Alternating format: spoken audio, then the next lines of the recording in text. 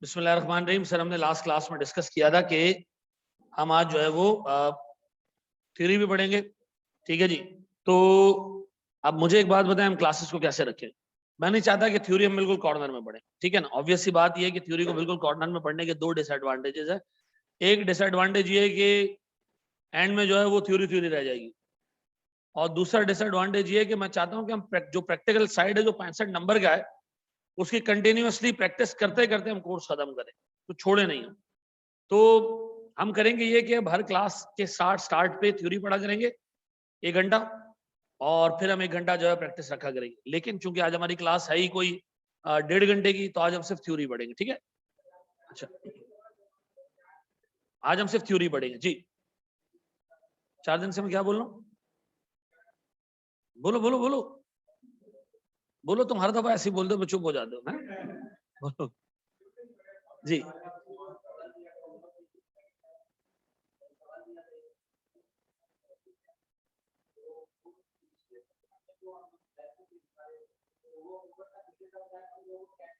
वापस मिलेगा तो हम आखिर में ऐड कर देंगे उसको, आखिर में ऐड करेंगे, बिल्कुल।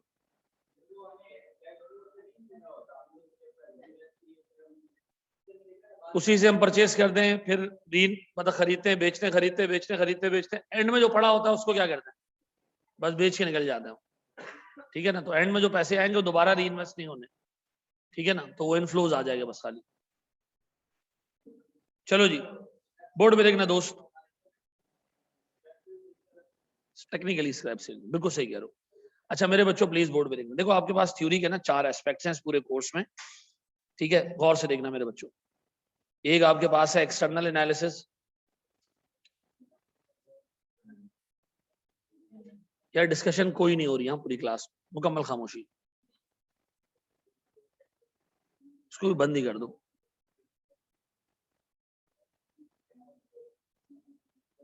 ये फैन बंद कर दे यार। सर एक हमारे पास एक्सटर्नल एनालिसिस है, एक हमारे पास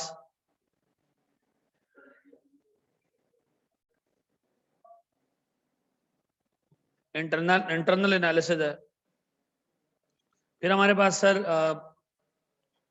प्रोडक्ट रिलेटेड थ्योरीज है,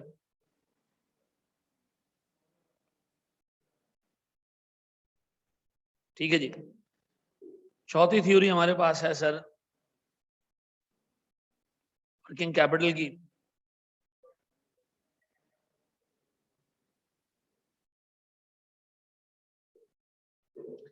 ठीक है जी। अच्छा जी, एक एक थ्योरी का पार्ट और भी है जिसको जिसकी अच्छे खासे मार्क्स भी हैं सर, वो हमारे पास है आईटी से रिलेटेड थ्योरी, ठीक है जी।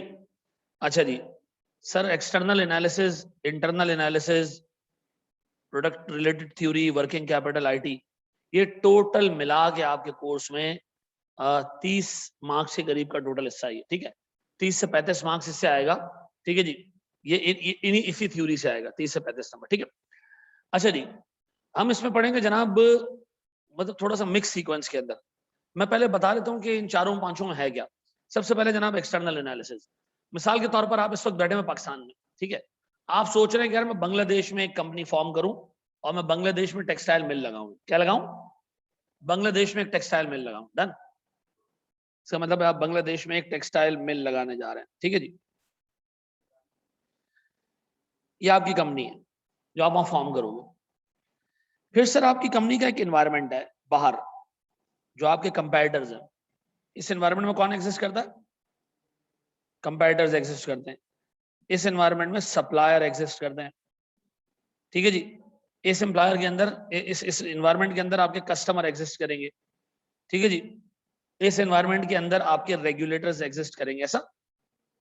अच्छा, ये हमारा इमीडिएट एनवायरनमेंट है, इमीडिएट एनवायरनमेंट फॉरेन कंपनी के बाद, ठीक है।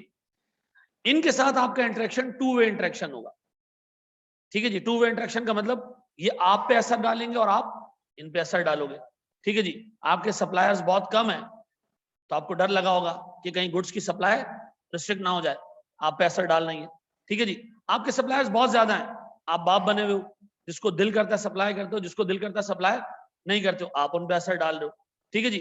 तो सर याद रखना, जो आपका इमीडिएट एनवायरनमेंट है वो आपके पास कंपेटिटर्स, सर आपके सप्लायर्स, कस्टमर, इस तरह के लोग, फिर आपके पास सर एक और बड़ा एनवायरनमेंट है, ये कहलाता है मैक्रो एनवायरनमेंट।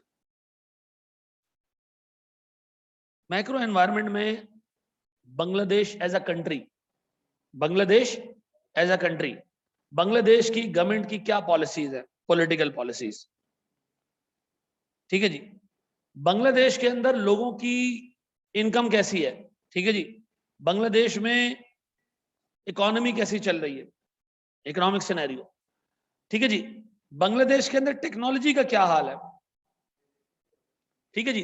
बांग्लादेश की जो आबादी है उसमें नौजवान कितने, बुढ़े कितने, क्योंकि मेरी जो प्रोडक्ट है वो फिर मैं उसके हिसाब से डायरेक्ट करूंगा, ठीक है जी। हाँ हाँ, बांग्लादेश में मजहब कौन सा फॉलो होता है, उस मजहब के क्या जो है वो सिग्निफिकेंस है। ये है मेरा मैक्रो एनवायरनमेंट। ये सिर्फ मुझ पे असर डालता है, मैं इस पे असर नहीं डालता, ठीक है जी। ये सिर्फ मुझ पे असर डालता है, one way communication, one way impact है ऐसा। देखिए एक्सटर्नल एनालिसिस का मतलब ये है कि ये जो दो एनवायरनमेंट्स है ना आपके, ये आपने रीड करने, इमीडिएट एनवायरनमेंट और मैक्रो एनवायरनमेंट, ये आपने रीड करना है, ठीक है जी। हाँ रीड करना है। रीड करना क्यों जरूरी है, ताकि आपको पता चले कि कौन आप पे असर डाल रहा है और किस पे आप असर डाल रहे हो, ठीक है जी, ताकि आप अपने बेनिफिट में इस चीज को इस्तेमाल करो। डन। फिर सर इस कंपनी के अंदर हमारी एक्टिविटीज हैं, हमारी प्रोडक्शन एक्टिविटीज हैं, हमारे जो है वो रॉ मटेरियल हम कैसे लेते हैं, प्रोसेस कैसे करते हैं उसको, इनबाउंड लॉजिस्टिक्स क्या है हमारी, ऑपरेशंस क्या है हमारे, आउटबाउंड लॉजिस्टिक्स क्या है, इसको बेचते कैसे हैं, मार्केटिंग कैसे करते हैं हम, आईटी सर्विसेज हमारी कैसी है। ये कंपनी के इंटरनल है, अंदर मौजूद है। तो मुझे बताओ अंदर जो मौजूद है उसको हम किसमें रीड करेंगे, इंटरनल एनालिसिस में पढ़ेंगे। जो बाहर है, दोनों इमीडिएट एनवायरनमेंट और उससे जो बाहर का एनवायरनमेंट है, ये हम किसमें पढ़ेंगे, एक्सटर्नल एनालिसिस में पढ़ेंगे। ये बात समझ आती है। अच्छा जी। फिर थ्योरी का एक पार्ट होगा प्रोडक्ट रिलेटेड थ्योरी। ये बांग्लादेश में जो तुमने एक मिल बनाई है, ये तुम्हारे बिजनेस का एक पार्ट है, ठीक है। बांग्लादेश में जो तुमने मिल बनाई है, ये तुम्हारे बिजनेस का एक पार्ट है। मे भी तुम्हारे और बिजनेसेस हो, मे भी इस कंपनी की और बहुत सारी प्रोडक्ट्स हो। टेक्सटाइल में कुछ कपड़ा जो है वो आप जो है वो लेडीज गारमेंट्स बनाते हो, कुछ मेल गारमेंट्स बनाते हो। तो सर मेरे जो प्रोडक्ट्स हैं, जो मेरी कंपनी के प्रोडक्ट्स हैं, क्या हर प्रोडक्ट कंपनी के लिए इक्वली प्रॉफिटेबल होगा, नहीं। कुछ ऐसा होगा जो मर रहा होगा इस वक्त, कुछ ऐसा होगा जो ग्रो कर रहा होगा इस वक्त, कुछ ऐसा होगा जिसको इन्वेस्टमेंट की जरूरत होगी, कुछ ऐसा होगा जिससे पैसे निकाल के बाकी के प्रोडक्ट्स को इन्वेस्ट करना चाहिए। तो हमने अपने प्रोडक्ट्स को केयरफुली देखना है और हमने फिर स्ट्रेटेजी बनानी है कि हमने इन प्रोडक्ट्स को कैसे आगे लेके चलना है, किसको बंद करना है, किसमें फर्दर इन्वेस्टमेंट करनी है, किसको कट टू साइज करना है, छोटा करना है, ठीक है जी, किसको बेच के किसकी तरफ जाना है, ठीक है जी, ये सारे हम देखेंगे किसमें। तो मुझे बताओ ये प्रोडक्ट टेक्निकली आपका एक इंटरनल प्लस एक्सटर्नल दोनों हिसाब किताब है ऐसा। अच्छा प्लीज बोर्ड पे देखिएगा दोस्त। वर्किंग कैपिटल, देखिए आपके कोर्स में दो एस्पेक्ट्स हैं। एक है कि आप कैपिटल एसेट खरीदो, कैपिटल एसेट खरीदो। कैपिटल एसेट खरीदो क्या मतलब, मशीन खरीदो। आप अभी देख रहे थे ना एनपीवी, क्या मुझे प्रोजेक्ट में पैसे डालने चाहिए, क्या मुझे मशीन खरीदनी चाहिए। आपने कल क्लास के एंड पे आगे सिर्फ एक चीज पढ़ी थी, क्या चीज, वर्किंग कैपिटल, क्या हमें उसमें भी पैसे डालने चाहिए। हमें कोई आइडिया नहीं है वर्किंग कैपिटल क्या है, वो हम यहाँ पढ़ेंगे, ठीक है जी। हम यहाँ पढ़ेंगे वर्किंग कैपिटल क्या है, क्या कंपनी के लिए वर्किंग कैपिटल एक टेंशन है, और टेंशन है तो वर्किंग कैपिटल में है क्या क्या, उसको मैनेज कैसे किया जा सकता है, ये चीजें हमने देखी। आईटी में हम क्या पढ़ेंगे, आईटी में हम पढ़ेंगे हमारे बिजनेस पे आईटी का इम्पैक्ट क्या है, हमारे बिजनेस में कहाँ कहाँ इम्पैक्ट करता है वो, ठीक है जी। आईटी में हम स्पेसिफिक चीजें पढ़ेंगे, physical access controls, logical access controls, इस तरह की चीजें हम पढ़ेंगे।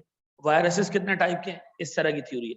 जो इसमें प्योर गंदी थ्योरी है ना, जो प्योर रोड लर्निंग है, वो सिर्फ आईटी के अंदर है। बाकी इन सारे एरियाज के अंदर जो थ्योरी है ना, वो प्रैक्टिकल वाली थ्योरी है। आपको एग्जामिनर देगा एक सिनेरियो, अच्छा ये हो गई एक थ्योरी का पार्ट पूरा। फिर हमारे पास सर एक हट की थ्योरी है, वो है ethical decision making. Ethical decision making, ठीक है जी। एथिकल डिसीजन मेकिंग का मतलब क्या है, ये पहली दफा पाकिस्तान के किसी भी यानी आईकेएफ के किसी भी कोर्स में इंट्रोड्यूस होने वाला टॉपिक है, फर्स्ट टाइम, ठीक है जी। इसके अंदर आप दो मॉडल्स पढ़ोगे, ठीक है जी। एक आप पढ़ोगे ट्रिपल ए मॉडल, ना, AAA अमेरिकन अकाउंटिंग एसोसिएशन या अमेरिकन एसोसिएशन ऑफ अकाउंटेंट्स, इनका मॉडल है। ये मॉडल आपको क्या बताएगा कि आपने डिसीजन लेना कैसे, किसी डिसीजन में अगर एथिकल इशू है तो वो डिसीजन लेना कैसे। ठीक है जी, गौर से सुनना। जब आपने डिसीजन ले लिया फिर आप अप्लाई करोगे टक्कर्स मॉडल। ये फयाज टक्कर है ना, उसका भाई है। ठीक है जी। ये टक्कर्स मॉडल क्या है? जो डिसीजन आपने ले लिया आप उसको इवेल्युएट करो कि इसमें कोई एथिकल मसला तो नहीं है। देखो दोनों अप्रोचेस अलग है। एक आपको डिसीजन लेना सिखाती है कि कैसे एथिकल डिसीजन लें।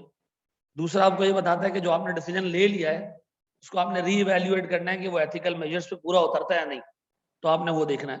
ऐसा तो दोनों मॉडल्स हैं किस चीज के? जब आपके पास कोई एथिकल डिलेमा है। एथिकल डिलेमा क्या है? एथिकल डिलेमा क्या है? आप फंस जाओ एक जगह पे कि मैं ड्यूटी परफॉर्म करूं या मैं सही काम करूं। आप ऐसी जगह पे फंस जाओ। मिसाल के तौर पर आप किसी कंपनी में चार्टर्ड अकाउंटेंट हो, CFO, आपको आपके चीफ एग्जीक्यूटिव ने कहा इस दफा हम रिटर्न अंडर स्टेट करेंगे, प्रॉफिट अंडर स्टेट करेंगे ताकि हम टैक्स बचा सकें। ठीक है जी। आप एक काम करो, एक्सेसिव बैड डेट्स बुक कर लो। आप एक काम करो, बोगस मार्केटिंग एक्सपेंसेस बुक कर लो, क्योंकि मार्केटिंग एक्सपेंसेस का जनरली ट्रेल नहीं होता। क्या मतलब? हमने जोड़िया बाजार में एक बैनर लगाया था साल के दौरान, साल के एंड में उतर गया। ऑडिटर आएगा वो कहेगा बैनर वो तो बीच में लगा था। आप उसको क्या दिखा सकते हो? मैक्सिमम तस्वीरें दिखा सकते हो। तो पूरे टाइम की तो तस्वीरें तो नहीं दिखाओगे ना, रोज एक तस्वीर खींच के आ रहे हैं। तो कुछ एक्सपेंसेस का ट्रेल नहीं होता। ठीक है जी। आपसे मैनेजमेंट ने कहा कि भाई आपने बनानी है 2 नंबर करनी है अकाउंटिंग में, जो 2 नंबरी करनी है। मुझे बताओ आप as a chartered accountant, qualified chartered accountant, आई कैप के मेंबर, आई कैप आई फैक का मेंबर, वो कहता है कि एथिकल डिलेमा आपके पास जब भी आएगा ना, आपने एथिक्स का साथ नहीं छोड़ना। अब एथिक्स का हाथ पकड़ूं या नौकरी का हाथ पकड़ूं, तो ये आपको सिखाएगा कि इस केस में क्या करना चाहिए। ठीक है जी। कोई ऐसा रास्ता निकालने की कोशिश करेंगे हम कि जिसमें सांप भी मरे और लाठी भी ना टूटे। ठीक है जी। और सर अगर मुश्किल हो गई तो हमने सांप को मारना है, लाठी भले टूट जाए। यानी हमने अपनी नौकरी को नहीं देखना, क्या करना हमने? एथिक्स को देखना। ठीक है। लेकिन वर्स्ट सिनेरियो में बेहतुल इम्कान हम कोशिश करेंगे कि क्या हो, विन विन सिचुएशन। डन। ये आपकी टोटल थ्योरी है बेटा। ठीक है।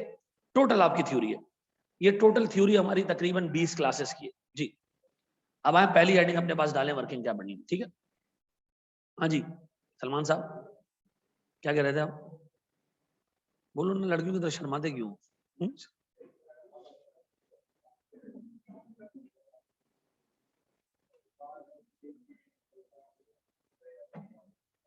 अच्छा जी, मुझे एक बात बताओ, आपसे आई कैप का एग्जामिनर इस थ्योरी में क्या एक्सपेक्ट करता है?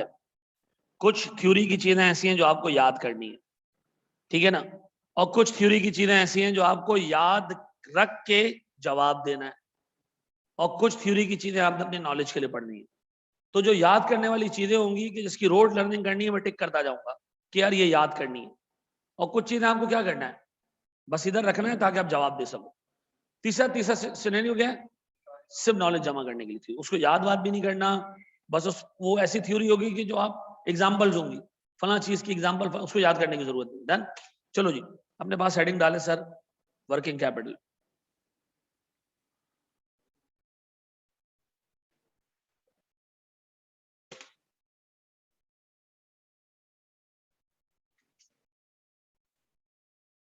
MFA का मैनुअल है बेटा हमारा, तो MFA का मैनुअल इसी अटेम्प्ट में बनेगा ना, क्योंकि आपके आई कैप ने जो है ना वो तो मिसाल ऐसे दी है जैसे कि मतलब एक अरेंज मैरिज हो और दुल्हन को भी आप शादी के भी 4 दिन बाद देखो।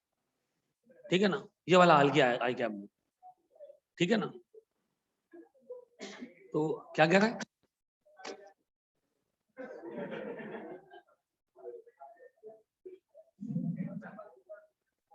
आगे देखो दोस्त, सुनो दोस्त, सर सुनिएगा, तो अच्छे तरीके से एक चीज सुनिएगा दोस्त। देखो मैं फिर आपको एक चीज बताऊं, ये टॉपिक अपेरेंटली बहुत आसान लगेगा टिल द टाइम के जब इसके सवाल करना शुरू करो, फिर आपको लगेगा नहीं यार दोबारा पीछे से चीजें देख के आते हैं, चीजें याद नहीं आ रही है। देखो सुनो, साइड पे हो जाओ भाई। सर मुझे एक बात बताएं, हम एक कंपनी एक प्रोजेक्ट में पैसे डालने वाले, ठीक है। प्रोजेक्ट में पैसे डालने के लिए हमें दो टाइप की चीजों की जरूरत पड़ेगी, एक कैपिटल एसेट्स की और दूसरा कैपिटल एसेट क्या है, आपने मशीन्स खरीद ली, फिक्स्ड एसेट्स, मशीन्स खरीद लिया आपने, फर्नीचर खरीद लिया, सेटअप खरीद लिया, इस तरह की चीजें। वर्किंग कैपिटल क्या है सर? ना ना ना ना, मुझे कोई आपकी अंग्रेजी नहीं चाहिए, ठीक है। वर्किंग कैपिटल है क्या, यहां देख लो सर, सुनो। आप किसी कंपनी में जाएं जो मैन्युफैक्चरिंग कंपनी हो, आपको उधर नजर आएंगी मशीन्स, ठीक है जी। कॉपी नहीं करना है, करना ही नहीं है कॉपी। अच्छा वो ये वाला कॉपी करना है, ये कॉपी करने का आप कह रहे थे, इसको कॉपी करना है, इसको कॉपी कर लेना, ये जरूरी है ताकि आपको एक समरी मिल जाए, ठीक है। लेकिन पहले हम पढ़ लें सारी चीजें, ठीक है। ये कॉपी कर लेना ताकि आपको याद रहे कि हमने कवर क्या क्या करना। सुनो दोस्त, मैं जाता हूँ सर एक मैन्युफैक्चरिंग कंपनी में। जब मैं मैन्युफैक्चरिंग कंपनी में अंदर घुसता हूँ ना, तो मुझे नजर आता है बड़ी बड़ी मशीन्स पड़ी हुई हैं, वो क्या है, मेरे कैपिटल एसेट्स हैं। अच्छा मैं जाता हूँ उसके गोडाउन में, वेयर हाउस में, वहां बहुत सारा रॉ मटेरियल पड़ा होता है। तो मैं पूछता हूँ कि यार ये रॉ मटेरियल जो है इसमें भी हमारा पैसा फंसा हुआ है। तो कंपनी की मैनेजमेंट मुझे बताती है जी इतनी बड़ी मशीन में भी पैसा लगा हुआ है, और ये जो रॉ मटेरियल पड़ा है ना, ये भी हमारा कैश है जो इस वक्त फंसा हुआ है। किसमें? रॉ मटेरियल में। अच्छा फिर वो मुझे वेयर हाउस से ले जाते फैक्ट्री में। फैक्ट्री के अंदर भी तो प्रोडक्शन हो रही है ना, कुछ रॉ मटेरियल पड़ा हुआ है, कुछ थोड़ा कच्चा है, कुछ थोड़ा पका हुआ है, कुछ थोड़ा और पका हुआ है, कुछ बिल्कुल पका हुआ है, ऐसा ये फैक्ट्री के अंदर। मैंने कहा अच्छा इतना सामान यहाँ भी लगा हुआ है, यार यहाँ भी तो आपके पैसे फंसे हुए। उसने कहा हाँ। फिर वो मुझे ले गया सर फिनिश गुड्स के गोडाउन में। उसने कहा ये बन चुके हैं प्रोडक्ट्स। तो मैंने कहा इतने सारे बनाए क्यों हैं? उसने कहा जब कस्टमर आएगा मांगेगा हम दे देंगे। तो मैंने कहा जब कस्टमर आए तब बनाओ ना। उसने कहा हमारा प्रोडक्शन प्रोसेस 1 महीने का है, कस्टमर आज डिमांड करेगा तो 1 महीने बाद दे पाऊंगा, तो मुझे अपना स्टॉक स्टोर करना पड़ता है। तो मैंने कहा यार तुम्हारा तो और भी पैसा यहाँ फंसा हुआ है, ठीक ठाक पैसा फंसा हुआ है। फिर उससे मुझे आके ना एक रजिस्टर दिखाया, रजिस्टर दिखाया फीस का। उसने कहा ये देखो ये फीस दी नहीं है इन्होंने, ठीक है ना, ये वही लोग हैं जिन्होंने फीस नहीं भरी है, ठीक है, मिसाल दे रहा हूँ, ठीक है जी। उन्होंने कहा इनको हमने गुड्स बेची हैं लेकिन उन्होंने अभी तक पैसे। अच्छा मैंने कहा तुम्हारा ये पैसा भी फंसा हुआ है यहाँ पे। उसने कहा। फिर वो मुझे ले गया अपने कमरे में, दराज खोला, नोटों के बंडल पड़े थे। मैंने कहा ये क्या है? उसने कहा ये सरप्लस कैश रखा हुआ है। किस चीज के लिए? कि अगर कभी कोई पैसे देने पड़ गए तो मैं कहाँ बैंकों में धक्के खाऊंगा, मैंने सरप्लस कैश रखा हुआ है। मैंने कहा यार आपको एक बात पता है कि आपके वेयर हाउस में जो रॉ मटेरियल पड़ा हुआ है, आपके जो फैक्ट्री के अंदर मटेरियल लगा हुआ है, जो फिनिश गुड्स के गोडाउन में स्टॉक पड़ा हुआ है, जो आपका रिसीवेबल है, और ये जो सरप्लस कैश है, ये आपको कुछ कमा के नहीं दे रहे, ये आपको 1 रुपया भी कमा के नहीं दे रहे। कंपनी के कौन से एसेट्स कंपनी को कमा के देते हैं? फिक्स्ड एसेट्स, बड़े एसेट्स। वो प्रोडक्शन कर रहे हैं, कमा के दे रहे हैं। भाई रॉ मटेरियल पड़ा हुआ है, ये डबल नहीं हो जाएगा, ठीक है जी। फैक्ट्री में जो मटेरियल पड़ा हुआ है वो बढ़ नहीं जाएगा बिना वजह पड़े हुए। फिनिश गुड्स जो मेरे पास पड़े हुए ये बिकेंगे नहीं बिके तो ये कमा के कुछ नहीं दे रहे, मेरा पैसा फंसा हुआ है। रिसीवेबल से मैं कोई सूद नहीं खाता, ये पैसा भी फंसा हुआ है। जो मेरे पास सरप्लस कैश पड़ा हुआ है ये भी मेरे पास फारिग पड़ा हुआ है। सर ये किसी काम का नहीं है, मैं कहीं इन्वेस्ट करता तो कुछ रिटर्न मिलता। तो मुझे बताओ सर इन सारी चीजों को, इन 5 चीजों को, किसको?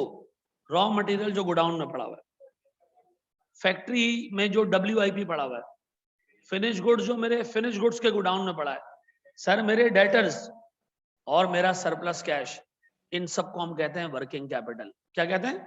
Working capital. ऐसा है सर, मेरे पास वर्किंग कैपिटल है। सुनना सुनना सुनना सुनना, मैं आपसे एक चीज पूछूं, वर्किंग कैपिटल ज्यादा होना चाहिए कम होना चाहिए? बस यही तुमने फैसला कर लिया कि ज्यादा होना चाहिए कम होना चाहिए। अच्छा अच्छा सुनो, मैं फ्लिप साइड देखता हूं। वर्किंग कैपिटल बिजनेस को चलाने के लिए जरूरी है, ये मानते हो? क्यों? बगैर रॉ मटेरियल रखे हुए आप प्रोडक्शन नहीं कर सकते ना। अगर आपको सिर्फ प्रोडक्शन ऐसे करनी है कि जब कस्टमर आएगा तो मैं प्रोडक्शन करूंगा, तो फिर आप बैठ जाओ, फिर हो गया काम। तो हमें कुछ रॉ मटेरियल मेंटेन करना है। 1 महीना फैक्ट्री में प्रोडक्शन में लगता है, तो मैं कुछ भी कर लूं, एक प्रोडक्ट शुरू होगा तो 1 महीना फैक्ट्री के अंदर उसने गुजारना है, वो बिक नहीं सकता, तो मेरे पैसे फंसे रहेंगे। मेरे पैसे फिनिश गुड्स के गोडाउन में भी फंसे रहेंगे। क्यों सर? क्योंकि बिकेगा नहीं, जितनी देर से बिकेगा तो मेरे पैसे तो फंसे हुए। सर मैं बेच भी दूं चीज तब भी पैसा नहीं मिल रहा, क्योंकि ये लोग जो क्या करते हैं आके डेमो क्लासे लेंगे फिर पैसे देंगे, तो यहाँ भी हमारा पैसा क्या है, फंसा हुआ है सर। फिर मुझे एक बात बताओ, सरप्लस कैश, ये भी हमारे पास जो पड़ा है, ये भी हमारे वो पैसे हैं जो हम इस्तेमाल नहीं कर सकते किसी जगह पे इनकम कमाने के लिए, हमारे आइडल फंड्स हमें रखने, क्योंकि हमने मैनेज करने सर, लायबिलिटीज हमने मीट करनी है। मुझे एक बात बताओ, ये सारे का सारा जो सब कुछ हमारे पास पड़ा है, ये क्या कहलाता है? ये कहलाता है वर्किंग कैपिटल। क्या वर्किंग कैपिटल जरूरी है? हाँ जरूरी है। इसका मतलब है आप वर्किंग कैपिटल को एक सर्टेन अमाउंट से कम नहीं कर सकते, ठीक है जी। फिर एक काम करते हैं, जरूरी है तो ज्यादा रख लेते हैं। नहीं सर, अगर ज्यादा रखोगे तो ये पैसा जिसपे आप इनकम कमा सकते हो आप नहीं कमा पाओगे, तो सर आपको नुकसान होगा। तो मुझे बताएं सर, हम इस चैप्टर को पढ़ क्यों ना है? इस चैप्टर का नाम है वर्किंग कैपिटल मैनेजमेंट। क्या चीज? हमने वर्किंग कैपिटल को ना ज्यादा करना है, हमने वर्किंग कैपिटल को ना कम करना है, हमने वर्किंग कैपिटल को क्या करना है, बैलेंस रखना है। ऐसा? अब सर सुनो सुनो, अब आपने थ्योरी लिखनी शुरू करनी है सर। देखो ये थ्योरी ऐसी है जो, अच्छा ये नोट सारी करनी है, याद करनी नहीं करनी वो आपकी अपनी मर्जी है, लिखनी सारी है। सर हमने जब बिजनेस इनिशिएट करना है ना, ऑपरेट करना है ना, तो हमें नॉन करंट एसेट्स में भी पैसे डालने और वर्किंग कैपिटल में भी पैसे डालने, ठीक है जी। वर्किंग कैपिटल का मतलब क्या है? Net amount of money stuck in inventory. Inventory कितने टाइप की है? Raw material, WIP, finish goods and surplus cash and receivables, ठीक है जी। ये हमारे पैसे फंसे हैं। नेट को मैं थोड़ा सा आगे जाके एक्सप्लेन करता हूँ, ठीक है। फिर हमने आपको बता दिया ये 5 जगह जहां पे आपके पैसे फंसे हुए, सिर्फ इस हिस्से को कॉपी कर लो, शाबाश। जो बच्चा ये थ्योरी अपने रजिस्टर में नहीं लिखेगा, नहीं पास होगा, ये टीचर का शराब है उसको, ठीक है।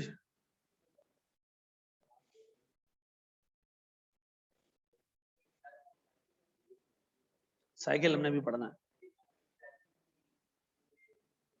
एक पार्ट चैप्टर का ही है, जैसे FAR1 में पढ़ा था हमने।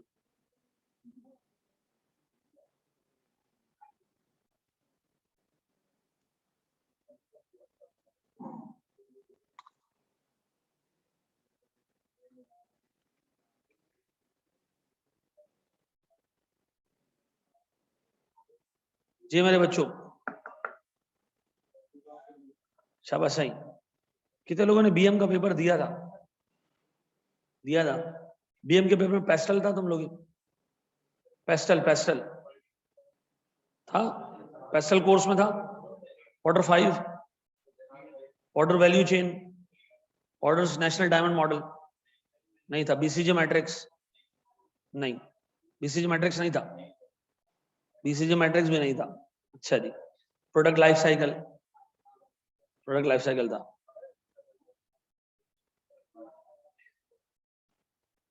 नहीं दिया BM, कोई मसला नहीं है, तो ठीक है आशिर, कोई मसला नहीं। चलो जी,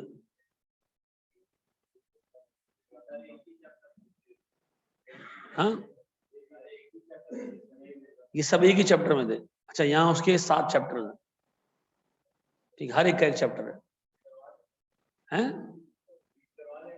नहीं नहीं, बहुत आसान है, मजे की थ्योरी है इसकी यार, बोरियत वाली थ्योरी नहीं है इसकी। बोरियत वाली थ्योरी होती है कि मतलब थ्योरी थ्योरी हो, है कमल वासा, ठीक है जी। 28 पे रुका, कोई मसला नहीं है। चलो जी, कर लिया कॉपी?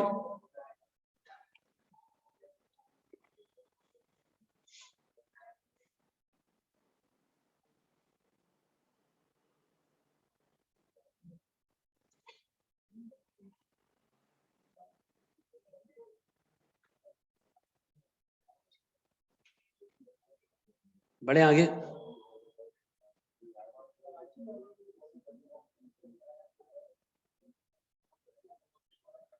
कर लिया? 2 मिनट।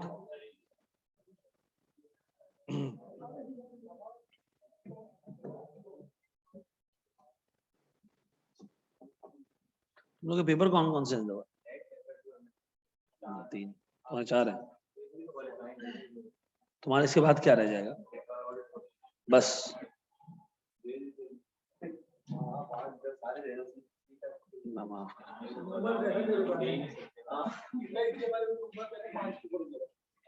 वाकई, तो जब आखिरी में एक बच ही जाना है तो 5 दे ही क्यों करना? नहीं 5 तो देना ही नहीं। चलो जी, माशाल्लाह बच्चों ने 4-4 पर्चे उठाए हुए। हिस्ट्री ये कहती है कि आखिरी दिन का डायलॉग बताऊं, सबको नहीं कह रहा, कुछ ऐसे होंगे। आखिरी दिन का डायलॉग क्या है? 2 पे मेहनत की है, 2 हल्के रखे। 2 में से 1 तो निकलेगा ना, इससे फायदा क्या? 3 ही दे दो यार। ऐसा है? चलो जी, परचेज। अच्छा भाई सर सुनो, भाईजान सुनो, आपने एमएफए की स्टडी टेक्स्ट लाजमी लाजमी लाजमी लाजमी अपने हाथ में रखनी, ठीक है ना? उसकी वजह ये कि पहली अटेम्प्ट है ये, ठीक है जी। एमएफए की स्टडी टेक्स्ट में इतनी फजूल तरीन चीजें भी हैं, लेकिन अच्छा वो मैं बताऊंगा आपको पढ़नी है या नहीं पढ़नी है। उसमें हमारा जो पॉलिटिकल एनवायरनमेंट है ना, उसको डिस्कस किया हुआ। अयूब के दौर में ये था, चीनी इतने रुपए किलो थी, ये इतने रुपए किलो थी, ठीक है ना? नहीं, ये मैंने बोला ना, कुछ थ्योरी आपको सिर्फ क्या करनी है, स्कैन करनी है, बस देख लो, नॉलेज के लिए भी नहीं भाई। ये इत्मीनान हो कि मैं पढ़ के गया था, कोई चीज छोड़ी नहीं मैंने, भुट्टो के दौर की चीजें। सुनो सुनो सुनो सुनो सुनो मेरे बच्चों, सुनो प्लीज मेरे बच्चों सुनो। एग्जामिनर आपसे पूछेगा वर्किंग कैपिटल मैनेजमेंट किसको कहते हैं? आपने कहना है वर्किंग कैपिटल मैनेजमेंट इस चीज को कहते हैं कि हम इंश्योर करें कि हमारे पास वर्किंग कैपिटल एक्सेसिव ना हो। ये कहलाता है डिफेंसिव स्ट्रेटजी। डिफेंसिव क्यों कहलाता है ये? क्योंकि आप लायबिलिटीज के मैच्योर होने से डरते हो। आपको डर लगता है कि कहीं पैसे डिमांड हो गए, पैसे मांगे गए, लायबिलिटी मांगी गई, तो हमारे पास कैश नहीं होगा। आपको डर लगता है कि अगर आपका कस्टमर स्टॉक मांगेगा तो आपके पास नहीं होगा, तो आप रॉ मटेरियल भी रखते हो, फैक्ट्री में भी सामान रखते हो, फिनिश गुड्स भी रखते हो। ऐसा ये सारे आपके क्या है? टेंशन है। तो सर आप क्या करते हो? एक्सेसिव वर्किंग कैपिटल मैनेजमेंट करते हो। अगर मैंने कस्टमर्स को 2 महीने का क्रेडिट पीरियड नहीं दिया, मुझसे नहीं खरीदेगा, ठीक है जी। मेरे कस्टमर 45 दिन का क्रेडिट पीरियड देते हैं, मैं 2 महीने का देता हूं, तो सर मैंने रिसीवेबल्स को ज्यादा रखा हुआ है। ये कौन सी स्ट्रेटजी है? डिफेंसिव। बताओ रॉ मटेरियल क्यों मेंटेन करते हो? कस्टमर मांगेगा तो मेरे पास स्टॉक आउट वाली सिचुएशन ना आ जाए, होना चाहिए। फिनिश गुड्स भी इसीलिए रखते हो। रिसीवेबल ज्यादा क्यों हो गया, बढ़ क्यों रहे रिसीवेबल्स? सर क्योंकि मैं अपने कस्टमर्स को क्रेडिट दे रहा हूं एक्सेसिव, ठीक है जी, ताकि वो मुझसे चीजें खरीदें, वो कंपेटिटर्स के पास ना आ जाएं। डिफेंसिव स्ट्रेटजी है सर। फिर मैंने एक्सेस कैश अपने पास रखा हुआ है कि कभी जरूरत पड़ गई तो मैं पे कर सकूं। मैंने फिक्स एसेट में नहीं फंसाया, नहीं तो वहां से पैसा निकालना मुश्किल हो जाता। तो मुझे बताओ ये कौन सी स्ट्रेटजी है? डिफेंसिव। आपने ये नहीं करनी है, ठीक है जी, आपने नहीं करनी। फिर अग्रेसिव स्ट्रेटजी क्या है? रखो ही नहीं भाई, बहुत कम रखो रॉ मटेरियल। कस्टमर आएगा, हम खरीद के इंशाल्लाह प्रोडक्शन करके फिर दे देंगे, ठीक है जी। कस्टमर्स को डंडा करो, बोलो 15 दिन से ज्यादा का क्रेडिट नहीं है, फी दोगे तो क्लास में बैठोगे, नहीं तो नहीं बैठोगे। तो इसमें क्या होगा? कुछ कस्टमर्स आपके भाग जाएंगे, शार्ट हो जाएंगे सर। तो मुझे बताओ सर, जब आप अग्रेसिव जाते हो वर्किंग कैपिटल को कम करने के लिए ताकि मैं अपने प्रॉफिट को बढ़ा सकूं, तो सर उसका नुकसान क्या है? आपको दूसरी जगह से नुकसान हो जाता है। आपके कस्टमर भाग जाते हैं क्योंकि स्टॉक नहीं है, आपके कस्टमर भाग जाते हैं क्योंकि आपकी क्रेडिट पॉलिसी नहीं है, लोग आपको उधार पे सामान नहीं देते। क्यों? आप पैसे वक्त पे नहीं देते हो। ऐसा क्योंकि आपके पास तो कैश होता नहीं है। आपके पास कोई बंदा आता है, आप कहते हो 5 दिन बाद आना, मैंने कुछ चीजें बेचनी है तो मैं आपको पैसे दे सकूं। ये चीज पॉसिबल? अब बताओ, मैं अगर आपसे पूछूं डिफेंसिव कब है? Investing too much in working capital. ऐसा in order to protect ourselves from stock outs, ठीक है जी, डिक्लाइन इन सेल्स, ठीक है जी, नॉट मीटिंग आवर लायबिलिटीज, इस तरह की चीजें। और सर अगर आप कम रखते हो वर्किंग कैपिटल तो वो किस लिए रखते हो? ताकि प्रॉफिट कमा सके हम। लेकिन वर्किंग कैपिटल कम रखने का नुकसान क्या है? स्टॉक आउट, कस्टमर आया स्टॉक ही नहीं है। सर आपने उसको कम क्रेडिट पीरियड दिया है, रिसीवेबल्स कम होंगे लेकिन कस्टमर भाग जाएगा। फिर लोग आपको स्टॉक नहीं बेचते, क्यों? आप पे वक्त पे नहीं करते हो, डिले करते हो पेमेंट को।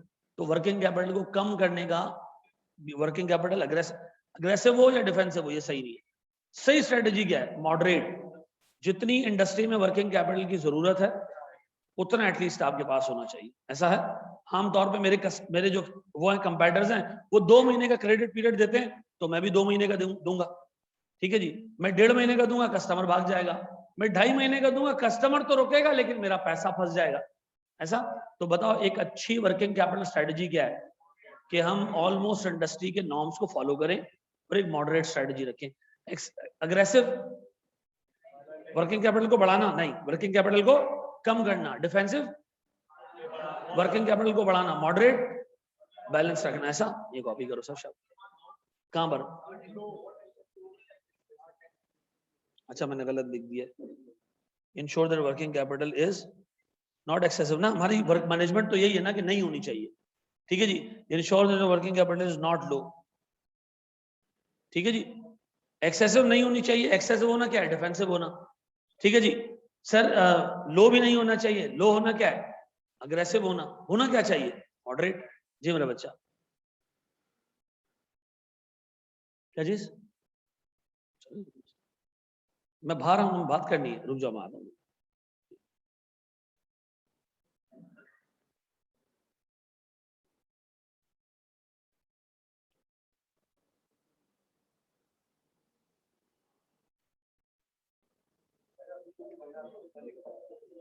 बेटा मैं इंश्योर करो कि एक्सेसिव ना हो।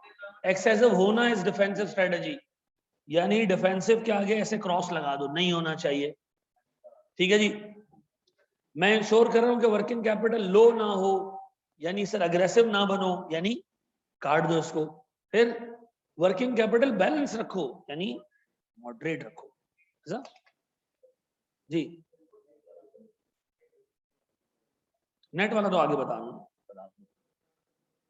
जी मेरा बच्चा, वेरी गुड सर। कौन सी इंडस्ट्री ऐसी है जिसका वर्किंग कैपिटल बहुत ज्यादा है? एग्जांपल दोगे? जिसका working capital huge working capital होता है। सीमेंट फैक्ट्रीज, आप जाओ वहां पे आपको बिलियंस ऑफ रुपीस की सीमेंट नजर आएगी। क्यों? आप ये नहीं कह सकते कस्टमर आएगा तो मैं उसको सीमेंट बना के दूंगा कि भाई नहीं। हम क्या करते हैं, सीमेंट की प्रोडक्शन शुरू करते हैं और सीमेंट का एवरेज पीरियड स्टॉक बिकने का 1.5 साल है। कितना? 1.5 ईयर्स, यानी बनने के बाद 1.5 साल में जाके वो बिकती है। ये एवरेज पीरियड है उसका। फिर मुझे बताओ, ये जो आपके पास इम्तियाज सुपर स्टोर्स हैं, ठीक है जी, ये आपके पास जो इनका वर्किंग कैपिटल नेगेटिव होता है। क्यों? ये कैश पे सामान बेचते हैं और लेते उधार में अपना सामान ही नहीं होता, तो ना स्टॉक में पैसा फंसा हुआ है। ठीक है जी, दूसरों का पैसा दूसरों को देके खुद बैठे हुए। ठीक है जी, ऐसे बनना लाइफ। मॉडरेट आपने रखनी है ना, इंडस्ट्री के नॉर्म्स को फॉलो करो। मॉडरेट का मतलब ये कि जो इंडस्ट्री में चल रहा है ना उस पे रहो यार तुम लोग भी। ठीक है ना, जरूर मतलब आप ना एक्सेसिव रखो जितनी जरूरत है। बताओ एक सुपर स्टोर का वर्किंग कैपिटल ज्यादा आ रहा है, हम कहेंगे लानत है यार, जब पूरी दुनिया कम पैसों में काम करे तुझे क्या पड़ी इतने पैसे इन्वेस्ट करने की। एक सीमेंट कंपनी में स्टॉक नहीं है, हम क्या कहेंगे गलत काम कर रहे हो यार, तुम्हारे कंपेटिटर्स के पास स्टॉक बिकने जाएगा, फिर तुम कम्पीट नहीं कर पाओगे। ऐसा चलो जी आगे बढ़ो दोस्त। अच्छा जी, यहां मैं 1 मिनट के लिए तुम्हें रोक रहा हूं। कर लिया? लिख लिया? कॉपी कर लिया? अच्छा जी, सुनना मेरे प्यारे बच्चों, गौर से सुनो, गौर से सुनो, सुनो सुनो सुनो जी। कोई सवाल है किसी का? पढ़े बेटा, ओ प्यारा बच्चा।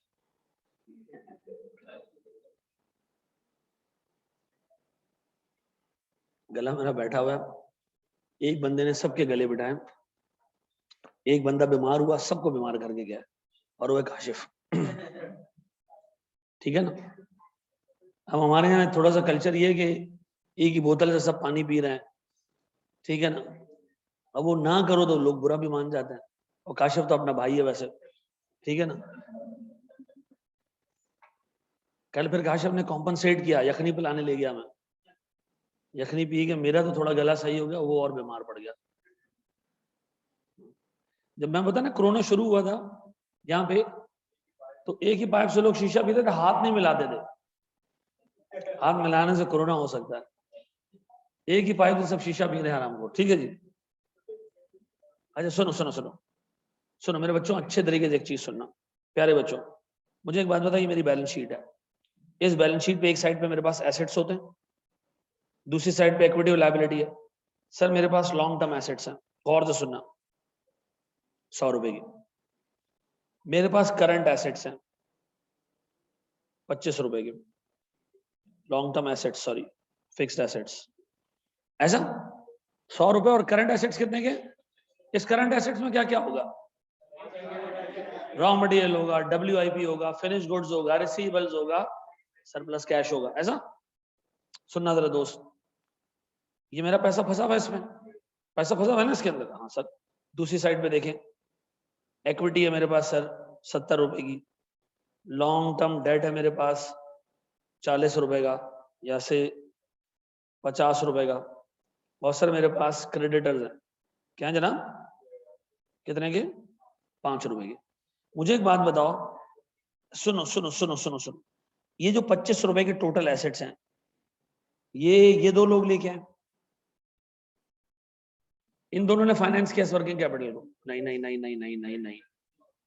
इसमें कुछ स्टॉक ऐसा है जिसके लिए हमने उधार लिया, किससे? क्रेडिटर से। ऐसा? क्या क्रेडिटर्स आपसे सूद खाते हैं? क्या क्रेडिटर्स आपसे सूद खाते हैं? इसका मतलब इस वर्किंग कैपिटल का एक हिस्सा ऐसा है जो मैंने किसी और के पैसे से खरीदा है और उस पर मुझे कोई सूद नहीं देना, उधार का माल पड़ा होगा हमारे पास, ठीक है जी। तो इसका मतलब है वर्किंग कैपिटल का एक ऐसा हिस्सा, करंट एसेट्स का एक ऐसा हिस्सा जो मैंने 5 रुपए का स्टॉक है, जो मैंने किससे खरीदा है? उधार पे खरीदा है। उधार पे जिससे खरीदा है उसको मैंने कोई सूद नहीं देना। अच्छा, बाकी का हिस्सा क्या है? ये फाइनेंस हुआ है किससे? इक्विटी और डेट से। ऐसा? इक्विटी और, ये किसने लेकर आए? ये पैसे किसने दिए? मालिक ने। ये पैसे किसने दिए? बैंक ने। तो मुझे बताओ, इनको सूद दोगे या नहीं दोगे? सूद दोगे या नहीं दोगे? इसका मतलब है सर मेरे पास जो वर्किंग कैपिटल कैलकुलेट होता है, मैं कहता हूं करंट एसेट्स कितने? 25, इसमें से क्रेडिटर्स कितने? 5। ये भाई मेरे नहीं है, ये 5 रुपए का स्टॉक मेरा नहीं है, किसने दिया मुझे? उधार पे दिया है, और उधार वाला मुझसे सूद। तो मुझे बताओ मेरे पास नेट वर्किंग कैपिटल कितना है? और सुना, मैं बहुत आसान करके समझा रहा हूं। ये 20 रुपए का वर्किंग कैपिटल कहां से आया है? सर ये आया है इक्विटी और लॉन्ग टर्म डेट से। ऐसा? तो बताओ, जिस बंदे ने तुम्हें इक्विटी दी है, जिस बंदे ने तुम्हें पैसे दिए हैं, कैपिटल दिया है, वो क्या मांगेगा? वो सर डिविडेंड मांगेगा, रिटर्न मांगेगा। जिससे मुझे लोन दिया वो क्या मांगेगा? सर वो सूद मांगेगा। जिससे मुझे क्रेडिट पर सामान दिया वो ना डिविडेंड मांगेगा ना सूद मांगेगा। तो मुझे बताओ मेरा नेट वर्किंग कैपिटल कितना है इसमें? 20 रुपए। वर्किंग कैपिटल कितना है? 20। वर्किंग कैपिटल कितना है? आइंदा के बाद वर्किंग कैपिटल की डेफिनेशन क्या होगी? Current assets minus current liabilities. Current assets minus current liabilities. अब बताओ सर ये पैसे कहां से आए? सर ये वो पैसे हैं जो किसने दिए हैं? इक्विटी होल्डर्स ने और डेट होल्डर्स ने। और सर ये याद रखना, एग्जामिनर पूछे वर्किंग कैपिटल कहां से फाइनेंस होता है, आपने कहना है वर्किंग कैपिटल फाइनेंस होता है long term sources of finance से। किससे? Long term sources of finance से। किससे? आमतौर पर long term sources of finance. ऐसा? अब सुनो, ये जो मेरे पैसे फंसे हुए हैं, इस पे मुझे क्या पे करना है? सूद और डिविडेंड पे करना है। ऐसा? अब आओ जरा दोस्त इसके ऊपर, ये कह रहा है sources of finance of working capital. हाँ जी, working capital is finance through long term sources of finance. ऐसा? और मैंने क्या लिखा जनाब? Remember that it has a cost. ऐसा है मेरे बच्चों? ये बात समझ आती है? तो एग्जामिनर अगर पूछे कि भाई वर्किंग कैपिटल आमतौर पे किससे फाइनेंस होता है, आपका क्या जवाब होगा? Long term sources of finance है। और उसकी क्या मौजूद है मेरे पास? कॉस्ट मौजूद है। तो मुझे एक बात बताओ, गौर से सुनना, holding inventories and receivables is necessary for operations, but working capital investment has no financial return, so investment in working capital should be kept at a reasonable level। मुझे पता है इस पूरे पैरा में एक काम की बात मिली है, वो क्या है? सोर्सेज ऑफ फाइनेंस जो वर्किंग कैपिटल का होता है वो जनरली क्या होता है? Long term source of finance. Long term source of finance से आप वर्किंग कैपिटल को फाइनेंस करो, यानी आप जो इन्वेंट्री खरीदी है पैसे किसने दिए? मालिक ने, या लोन पे ली है। जो फिनिश गुड्स की इन्वेंट्री पड़ी है उसके पैसे किसके? मालिक के या लोन के। सर जो रिसीवेबल है वो किसका पैसा फंसा हुआ है? मालिक का या लोन का? हाँ, रॉ मटेरियल में थोड़ा सा पैसा हमने क्रेडिटर से लिया, वो हटा के बाकी सारा हमारा अपना फंसा हुआ है। तो मुझे बताओ इसकी कोई कॉस्ट है? क्या ये हिस्सा, ये टुकड़ा, ये करंट एसेट आपको कुछ कमा के दे रहा है? नहीं। कमाने वाले एसेट्स कौन से हैं यहाँ पे? फिक्स्ड एसेट्स हैं। सर इसका मतलब है मुझे ये पैसा जो मेरा फंसा इस पे कोई रिटर्न नहीं मिलेगा। रिटर्न मुझे किस पे मिलेगा? फिक्स्ड एसेट्स पे, जो मुझे कमा के दे रहे हैं। ठीक है जी, जो मुझे प्रोडक्शन करके दे रहे हैं, इस पे कोई रिटर्न नहीं मिलेगा। तो मुझे बताओ सर, अगर मैं मुझसे को पूछे कि वर्किंग कैपिटल के लिए सोर्स ऑफ फाइनेंस क्या है, तो मेरा जवाब होगा जनरली लॉन्ग टर्म। और इसकी क्या मौजूद है? एक कॉस्ट मौजूद है। दो इन्वेंट्री और ये सारी चीजें रखना जरूरी है, लेकिन इसका कोई फाइनेंशियल रिटर्न नहीं है। तो बताओ, मैंने आपको दो चीजें पढ़ाई। सर वर्किंग कैपिटल के लिए बेस्ट पॉलिसी क्या है? Aggressive, defensive? नहीं, मॉडरेट। मॉडरेट का मतलब क्या है? रीजनेबल लेवल पे रखना। क्यों? दो ये जरूरी चीजें हैं, लेकिन सर ये चूंकि फाइनेंस होती है किससे? Long term source of finance है, उसकी क्या है? कॉस्ट है। और कॉस्ट है तो हमने इसको क्या करना है? मैनेज करना है। ऐसा कॉपी करें सर, शाबाश।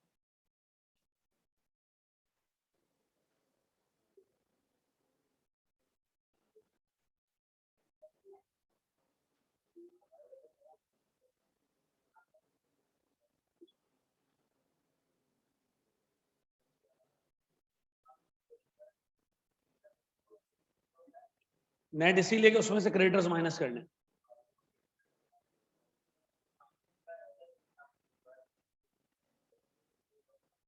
सिर्फ लॉन्ग टर्म ही आएगा ना, फाइनेंस होता ही लॉन्ग टर्म सोर्स है ना। करंट एसेट में सारी करंट लायबिलिटीज माइनस कर दी तुमने, तो जो बाकी एसेट्स बचे वो कौन ले गया? वो इक्विटी और डेट होल्डर ही ले गया। ठीक है ना।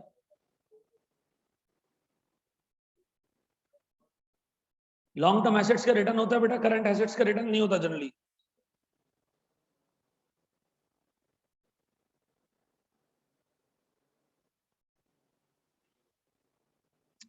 क्या short term investments working capital में आती हैं? नहीं। हाँ, ठीक है जी।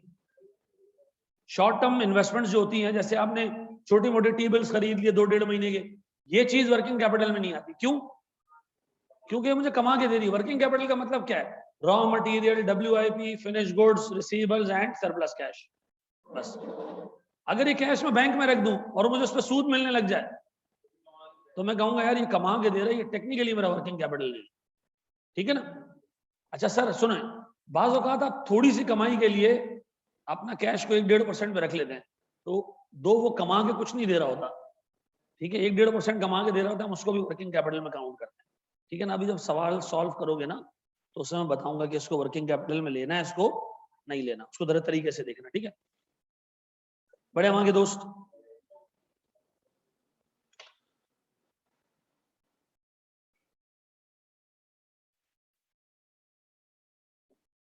जी मेरा बच्चा,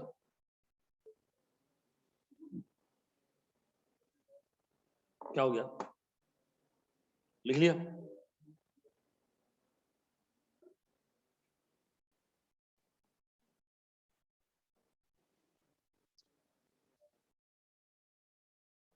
वेरी गुड सर। जब रॉ मटेरियल सेल होगा तो रिटर्न मिलेगा ना। मुझे एक बात बताओ, जब तक वो रॉ मटेरियल है, मेरे पैसे फंसे में उसमें, तो वो रॉ मटेरियल अंडे दे रहा है, क्या दे रहा है? कुछ नहीं दे रहा। ठीक है ना, वो ग्रो नहीं कर रहा है ना।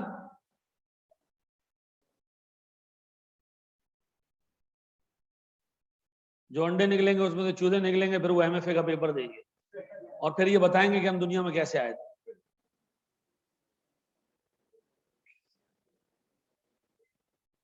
हाँ जी, बढ़े हम आगे।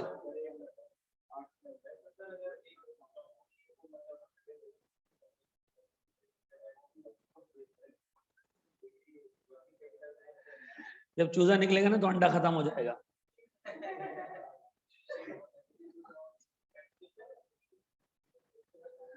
ऐसा नहीं है कि चूजा, अंडा भी रह जाए, चूजा भी रह जाए।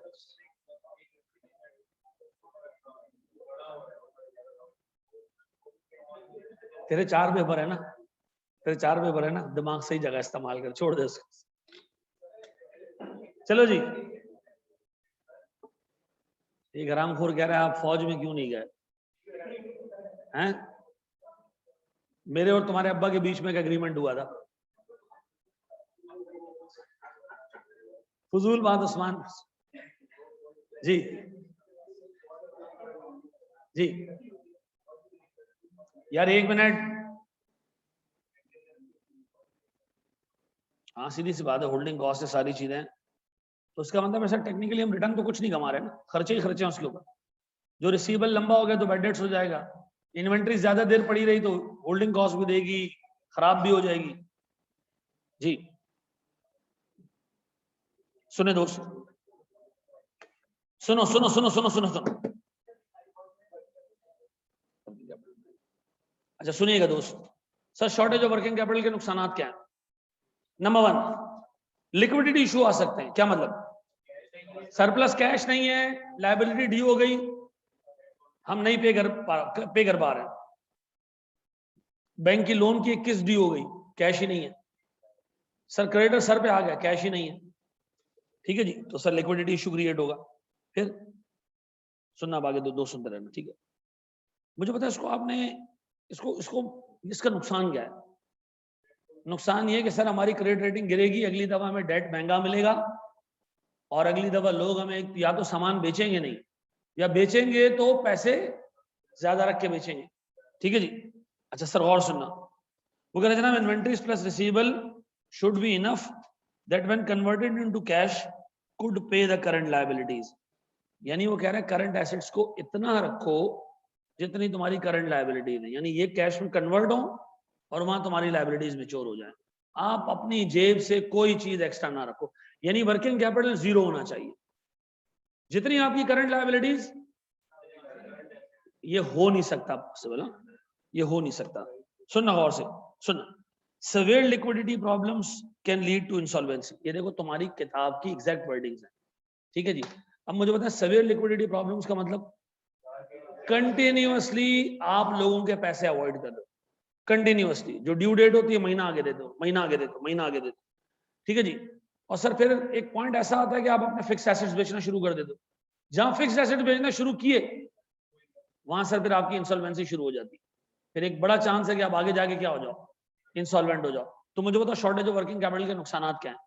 लिक्विडिटी इश्यूज आएंगे सर, और लिक्विडिटी इशू अगर सवेयर हो गया तो इंसॉल्वेंसी भी आ सकती है। और सर एक्सेसिव वर्किंग कैपिटल रखने से क्या होती है? कॉस्ट आती है सर, सीधी सी बात है। तो आप अपने वर्किंग कैपिटल को उतना रखें जितनी कि आपकी करंट लायबिलिटीज है, लेकिन ये पॉसिबल नहीं है, आपको एक सर्टेन लेवल का करंट वर्किंग कैपिटल रखना पड़ता है। क्या जी? नहीं नहीं भाई, कोई ऐसा रेशो नहीं है 2:1 और 1:2, ऐसा कोई रेशो नहीं है, ठीक है जी। यार ये बच्चा कौन है जो बेचारा बैठा रहा है? मुझे कह रहा था बाहर आ जाओ, लेकिन है कौन ये? अच्छा चलो वेट कर लो। अच्छा ये तो यार वो बच्चा है जिसका, चलो जी ये कॉपी करना है, जल्दी जल्दी जल्दी जल्दी, शाबाश, स्पीड में स्पीड में। यार इस बच्चे से मिल लेता हूँ, एथिकली सही नहीं है।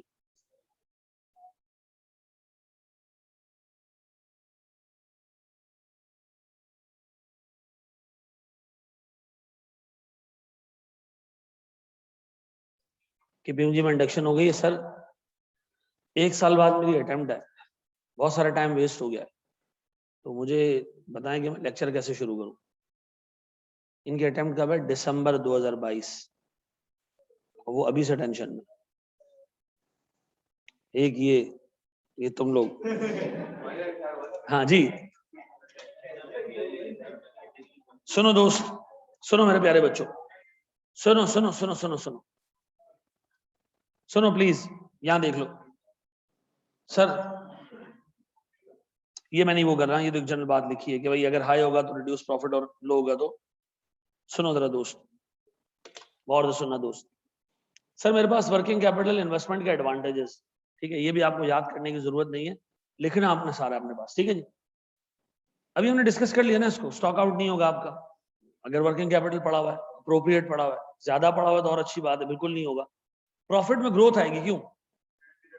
क्रेडिट पीरियड आप ज्यादा ज्यादा अलाउ करते जाओ तो लोग आपके पास और ज्यादा, लोगों के लिए काम करना आसान हो जाएगा ना।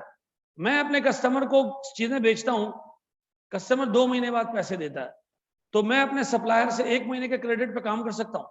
नहीं। अगर मैं अपने कस्टमर से 2 महीने बाद पैसे लूंगा तो मैं अपने सप्लायर को भी 2 महीने से पहले पैसे नहीं दे सकता, ठीक है जी। तो अगर मेरा सप्लायर क्रेडिट पीरियड बढ़ाएगा तो मेरा उसके साथ बिजनेस करना पॉसिबल होगा, ऐसा। तो मुझे एक बात बता, जब आप क्रेडिट पीरियड बढ़ाते हो तो बहुत सारे लोग जो पहले आपके साथ बिजनेस नहीं कर पा रहे थे वो आप करना शुरू कर देते हैं, तो आपका कस्टमर बेस क्या होता है? बढ़ना शुरू हो जाता है। तो अच्छी बात है सर, वर्किंग कैपिटल ज्यादा होना चाहिए। लेकिन अगेन सर, वर्किंग कैपिटल की कॉस्ट है, क्योंकि वर्किंग कैपिटल फाइनेंस होता है कहां से sir, long term sources of finance से, तो उसकी कॉस्ट है। ठीक है जी। फिर सर, सफिशिएंट कैश रखने से क्या होता है, आप जलील नहीं होते हो, लायबिलिटीज आराम से आप मीट कर लेते हो। ये 3 एडवांटेजेस याद रहेंगे। अच्छा, अब देखो दिमाग बंद हो गया ना पेपर में, आपसे वो पूछ रहा है कि जी वर्किंग कैपिटल को बड़ा ज्यादा होना चाहिए, कम होना चाहिए। तो एक चीज याद रखना, एक तरफ प्रॉफिट है, एक तरफ कॉस्ट है। ठीक है जी। वर्किंग कैपिटल को बढ़ाओगे तुम्हारा प्रॉफिट भी बढ़ेगा, लेकिन दूसरी तरफ तुम्हें क्या चमाट पड़ेगी सर, कॉस्ट बढ़ेगी। ठीक है जी, खर्चा भी है सर, पैसे फंसे हमारे। वर्किंग कैपिटल को कम करूंगा, कॉस्ट सेव करूंगा, तो मेरे प्रॉफिट को भी कम करना पड़ेगा। एक ट्रेड ऑफ है, आपने आइडियल बैलेंस ट्राई करना है। ठीक है जी, बड़े हम आगे दोस्त। जी मेरे बच्चे,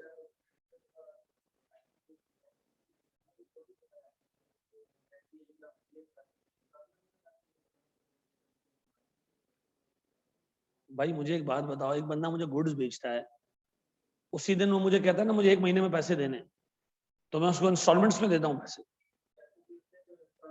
दे कोई मसला नहीं है, तो उसका मतलब आपका डे 1 से अग्रीड है ना कि आपको क्रेडिटर्स जो है वो इतने इतने टाइम बाद देंगे, कोई मसला नहीं है जी।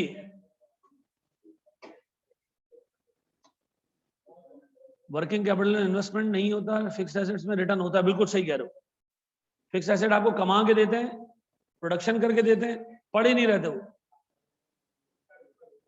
ट्रेड ऑफ मैंने रिपीट ये किया है, ट्रेड ऑफ मैंने रिपीट ये किया है कि अगर आप वर्किंग कैपिटल को बढ़ाओगे, बिजनेस अपॉर्चुनिटीज लोगों के लिए बढ़ेंगी, आपके लिए काम करना आसान होगा, प्रॉफिट बढ़ जाएगा। लेकिन एट द सेम टाइम जो पैसा आपका फंसा रहेगा, तो आपको शेयर होल्डर और डेट होल्डर ने दिया ना, उनको तो आपने रिटर्न देना है, सूद देना है। तो एक तरफ प्रॉफिट बढ़ा है तो कॉस्ट भी बढ़ रही है, दूसरी तरफ अगर आप वर्किंग कैपिटल को कम करने जाओगे तो क्या होगा सर, फिर आप लॉन्ग लॉन्ग टर्म यानी बड़े एसेट्स में पैसा इन्वेस्ट करो, वो टेंशन नहीं है। तो सर एक तरफ आपका वर्किंग कैपिटल में पैसा कम होने से क्या होगा, और बिजनेस अपॉर्चुनिटीज कम हो जाएंगी, कम हो जाएंगी तो प्रॉफिट कम हो जाएगा, लेकिन आपकी कॉस्ट सेव होना शुरू हो जाएगी। ठीक है जी, सेट हो गया जी।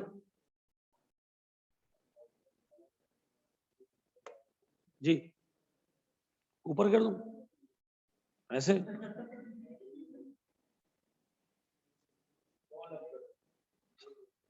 मतलब ये क्या है, ऊपर कर दें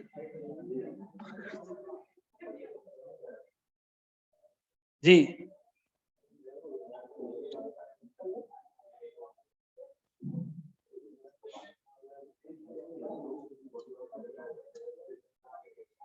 नहीं, अभी एक बच्चा आया मेरे पास, उससे कहा मुझे कॉस्टिंग का रिफ्रेशर लेना है और 5,000 रुपये में रिफ्रेशर है। तो मैंने लास्ट टाइम पेपर नहीं दिया था, मैंने कहा पढ़ लिया था आपने, कहते जी सर मैंने पढ़ लिया था, पेपर नहीं दिया।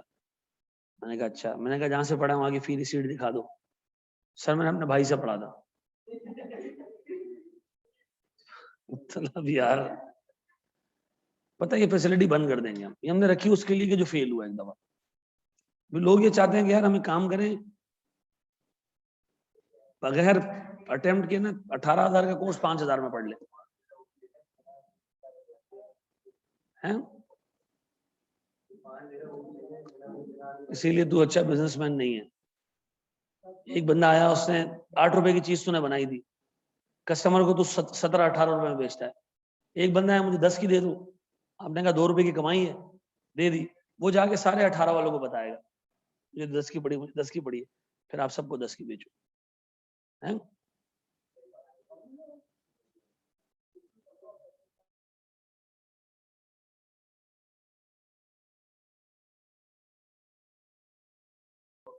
जी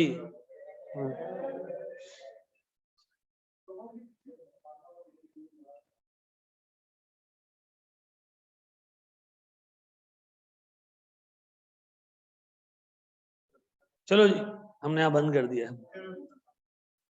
चलो जी मेरे प्यारे बच्चों सुनो, सर सुने, ये एक इंपॉर्टेंट कॉन्सेप्ट है, इसको जरा तरीके से देखना।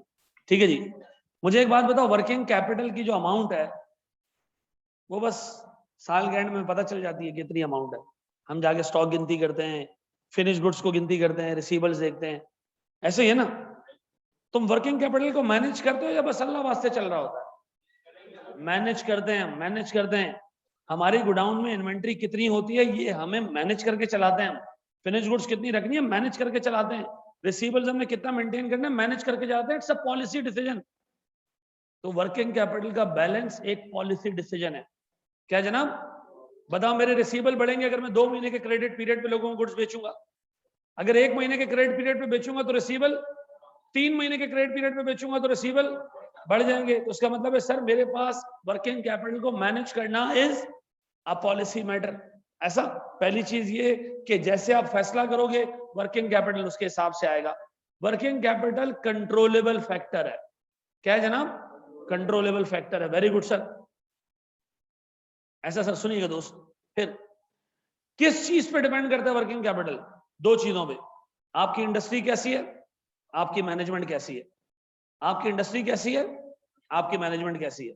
इंडस्ट्री के डायनेमिक्स क्या है, मैनेजमेंट का रिस्क लेने का एटीट्यूड क्या है।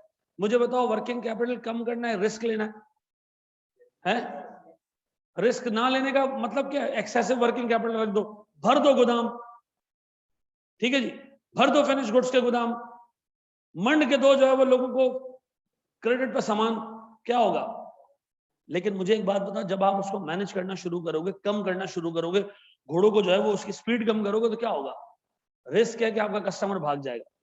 क्या आपकी मैनेजमेंट में इतनी तप्पड़ है कि वो रिस्क ले? इसका मतलब है मैनेजमेंट का एटीट्यूड और इंडस्ट्री के डायनेमिक्स, ये 2 चीजें हैं जिसकी बेसिस पे आपका वर्किंग कैपिटल का अमाउंट डिटरमिन होता है।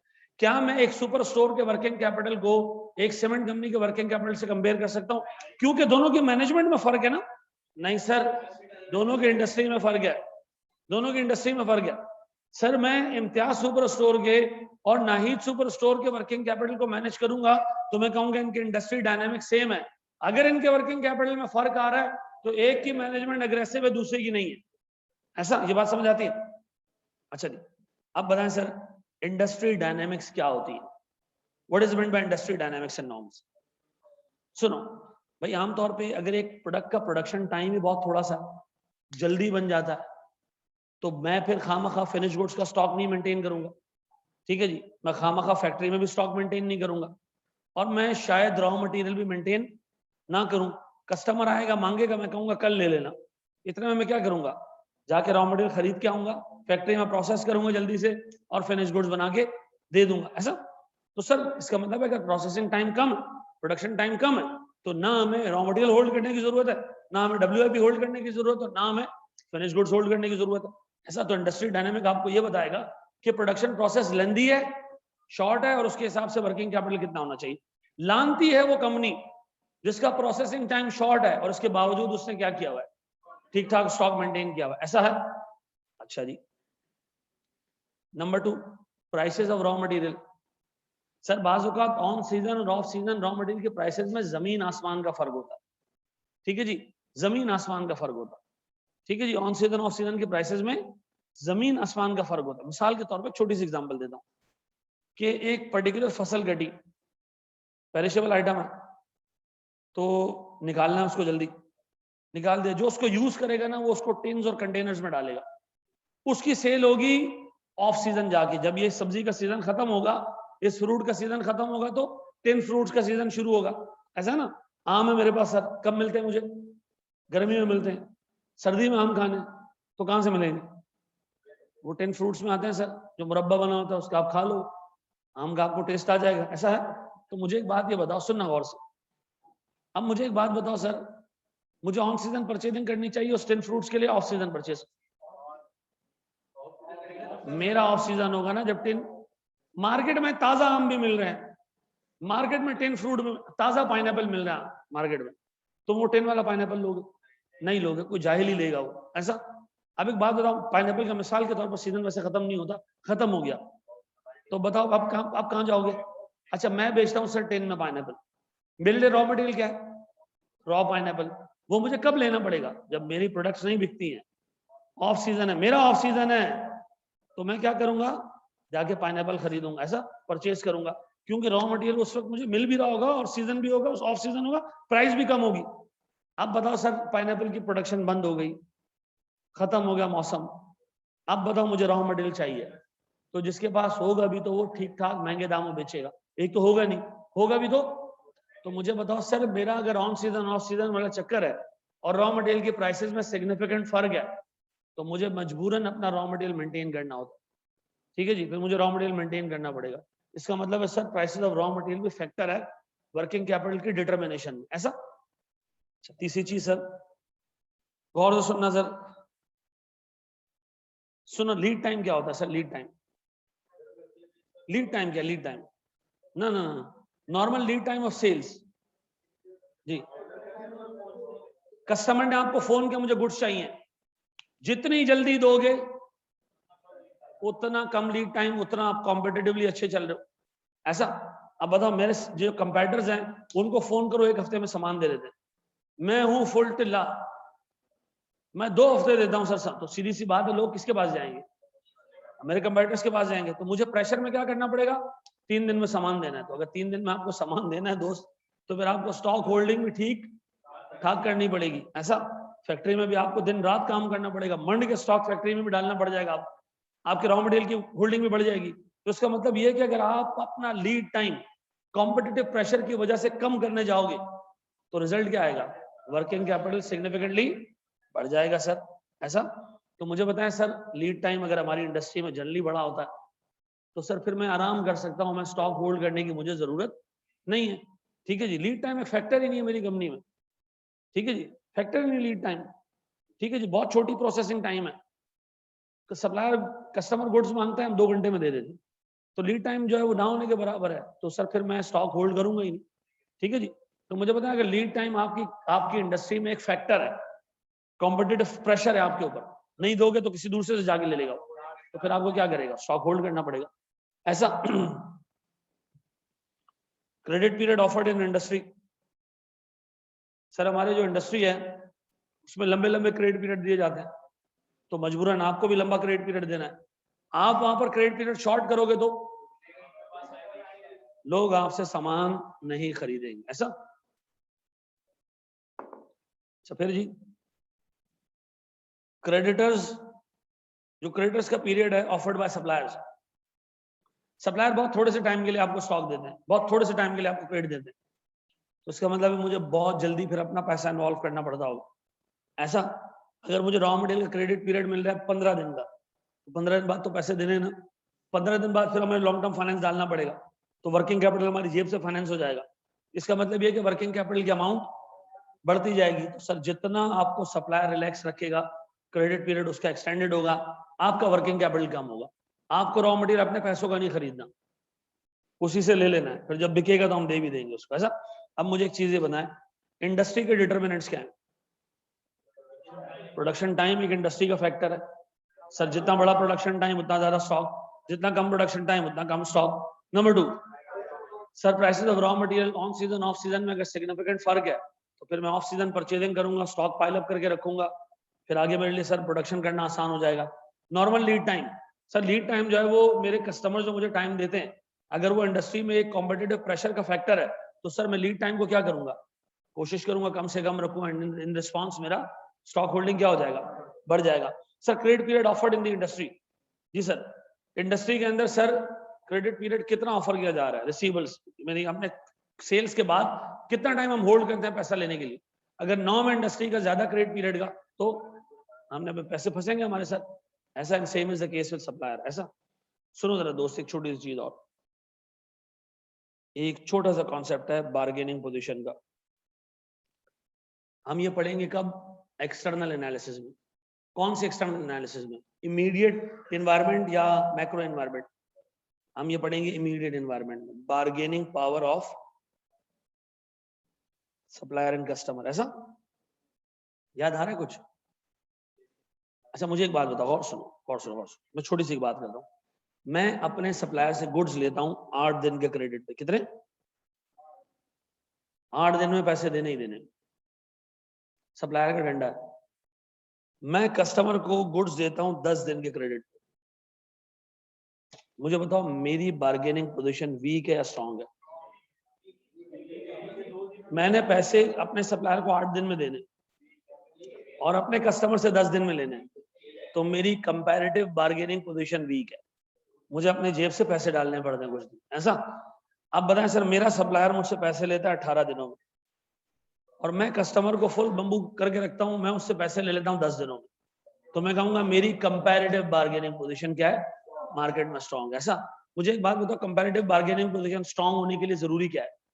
आपका एक प्रॉफिटेबल ट्रैक रिकॉर्ड हो, आप एक बड़े बड़े साइज आपका जो है वो इंडस्ट्री में इतना हो कि लोग आपके साथ ट्रेड करना चाहते हो, कस्टमर्स भी सप्लायर्स भी।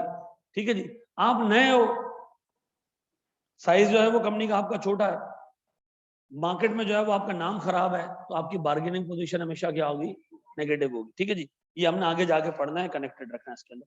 अब बताओ, अगर मेरी बार्गेनिंग पोजीशन वीक है तो मेरे पास वर्किंग कैपिटल ज्यादा होगा, मेरे पास वर्किंग कैपिटल ज्यादा होगा। अगर मेरी बार्गेनिंग पोजीशन स्ट्रांग है तो वर्किंग कैपिटल ना होने के बराबर होगा। ऐसा है, ये भी फैक्टर इन कर लो, ऐसा लिख लो, शाबाश।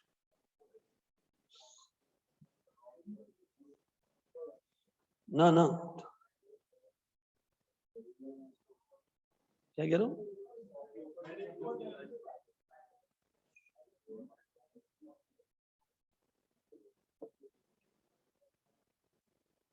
हमारी 4 बजे तक क्लास है ना।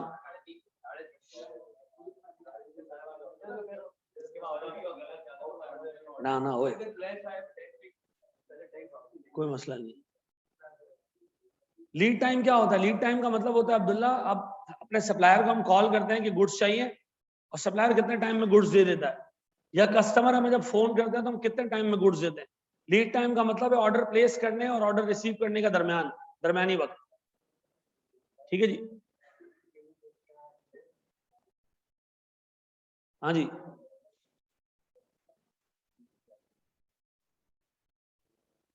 बड़े दोस्त, बिल्कुल सही कह रहे हो उस्मान, बिल्कुल सही कह रहे हो।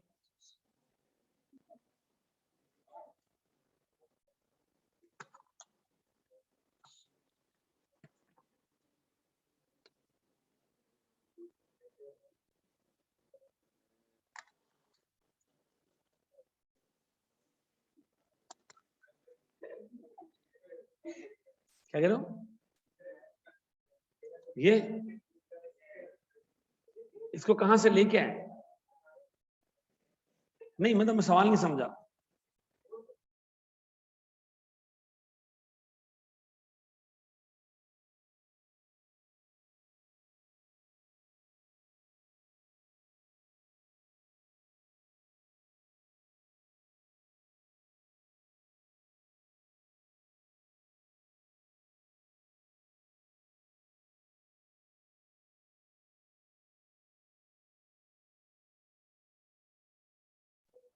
चलो जी,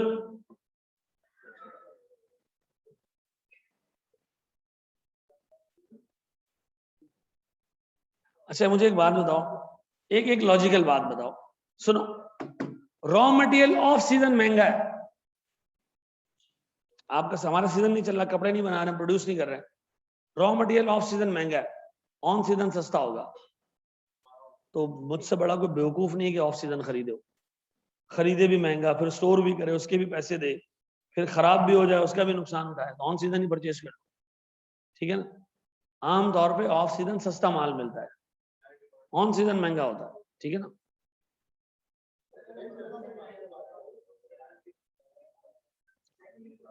यार एक सेकंड, क्यों?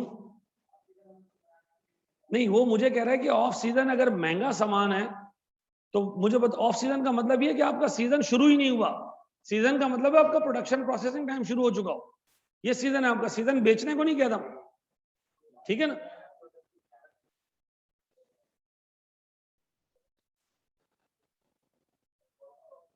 बेटा अब ये याद करने वाली चीज है।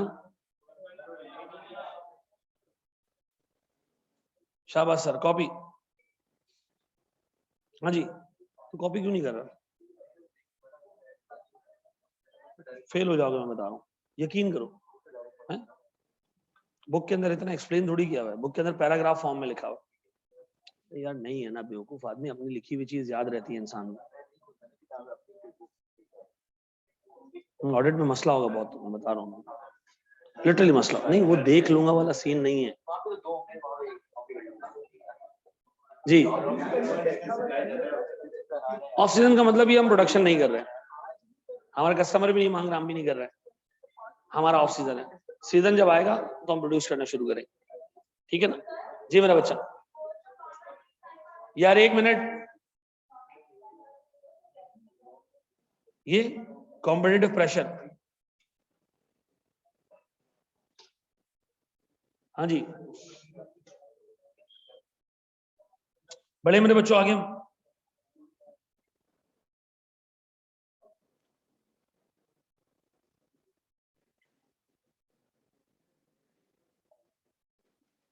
सुनो दोस्त, सुनो सुनो सुनो सुनो सुनो सुनो, सारी चीजें छोड़ो, सुनो।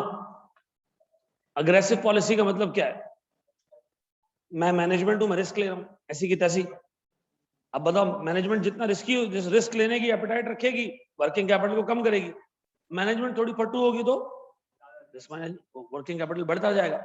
हम सोच रहे हैं भाई हम वर्किंग कैपिटल को लो रखेंगे, हम रिस्क एब्जॉर्ब करेंगे, हम हेड ऑन लेंगे चीजों को। नुकसान क्या है इसके? Low finish goods, risk of stock out. एक कस्टमर आया, उसने आपको कहा सामान है, आपने कहा नहीं है, तो चला जाएगा, वो चला जाएगा। सीएम लॉस्ट, जो सेल्स से आपको पैसे मिलने थे लॉस्ट, अगली दफा नहीं आएगा, परमानेंटली लॉस्ट। 10 लोगों को जाके बताएगा इस्लामती से गुड्स ना खरीदो, उन 10 कस्टमर्स का भी लॉस। ऐसा, ये बात समझ में आती है?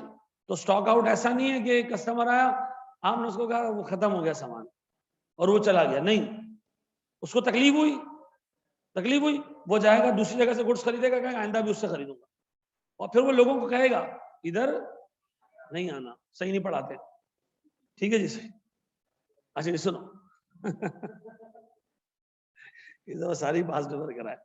अच्छा जी सर, रॉ मटेरियल नहीं है, सर रॉ मटेरियल नहीं हो, WIP नहीं हो, फिनिश गुड्स नहीं हो, स्टॉक आउट का रिस्क है। अच्छा जी, फिर सर रॉ मटेरियल कम करना, गौर से सुनो, गौर सुनो, गौर सुनो, सुनो। रॉ मटेरियल नहीं है, कस्टमर आया सामान दो, हमने कहा प्रोड्यूस ही नहीं हुआ, प्रोड्यूस नहीं हुआ तो क्यों? रॉ मटेरियल नहीं है। अब बताओ तुम्हारी कंपनी में जो फैक्ट्री में जो लेबर बैठा हुआ है, वो फारिग बैठा हुआ, वो फारिग बैठा हुआ तो पैसे लेगा तुमसे, इसका मतलब है सर उसकी आइडल टाइम की कॉस्ट क्या होगी? इंक्रीज होगी, ऐसा। अच्छा अब एक बात बताओ, हमारी फैक्ट्री में दबा दब प्रोडक्शन चल रही है, फिनिश गुड्स गायब है, फिनिश गुड्स नहीं, कस्टमर आया फिनिश गुड्स मांगा नहीं था, हमें शायद एक्सटर्नल लॉसेज हो लेकिन इंटरनल कॉस्ट का कोई लॉस नहीं है, क्योंकि प्रोडक्शन चल रही है। ये कस्टमर है, उसने कहा फिनिश गुड्स चाहिए, हमने कहा नहीं है, तैयार हो रहे हैं, फैक्ट्री काम कर रही है, 3 दिन बाद मिलेंगे, उसने कहा अल्लाह हाफिज़, टाटा बाय बाय, मैं जा रहा हूँ। ये लॉस किसका है? कस्टमर का। उसकी सेल से जो मिलने वाला प्रॉफिट तक गया, वो 10 लोगों का नीलामतियों से गुड्स ना खरीदो, गए, ठीक है जी सर, वो परमानेंटली नहीं आएगा, गया, लेकिन मेरी अंदर जो फैक्ट्री के अंदर काम हो रहा है उसमें मुझे कोई लॉस। लेकिन अगर तुम्हारे पास रॉ मटेरियल नहीं है, स्टॉक आउट लॉस अलग, जो फैक्ट्री के अंदर तुम्हारा लेबर बैठा है वो अलग, ऐसा। फिर हाई कॉस्ट ऑफ मटेरियल, क्या मतलब?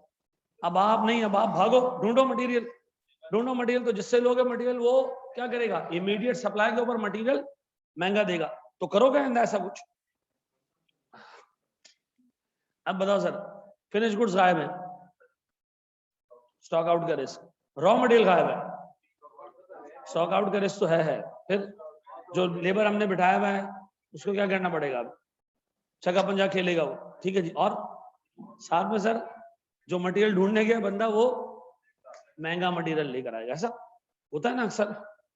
सारे दोस्त बैठ गए, बारबेक्यू चल रहा है, एक को याद है शीशा गायब है, शीशा नहीं है, शीशा आ गया, फ्लेवर आ गया, कोयले ढूंढो, कोयले बारबेक्यू में पक रहे हैं, वही ले लेंगे ना। एक बंदा कहता नहीं कोयले वो चाहिए, बाहर वाले चाहिए, अब ढूंढो, रात 11 बजे तुम्हें पान के खोखे से कोयले मिले, उसने तो 5 कोयले भी 80 रुपए के दिए, ठीक है जी, ये हमारे साथ हो चुका है ना जी। सुनो सुनो सुनो सुनो, नहीं, 12 रबीउल अव्वल को हम शीशा पीने बैठे काशिफ की छत पे,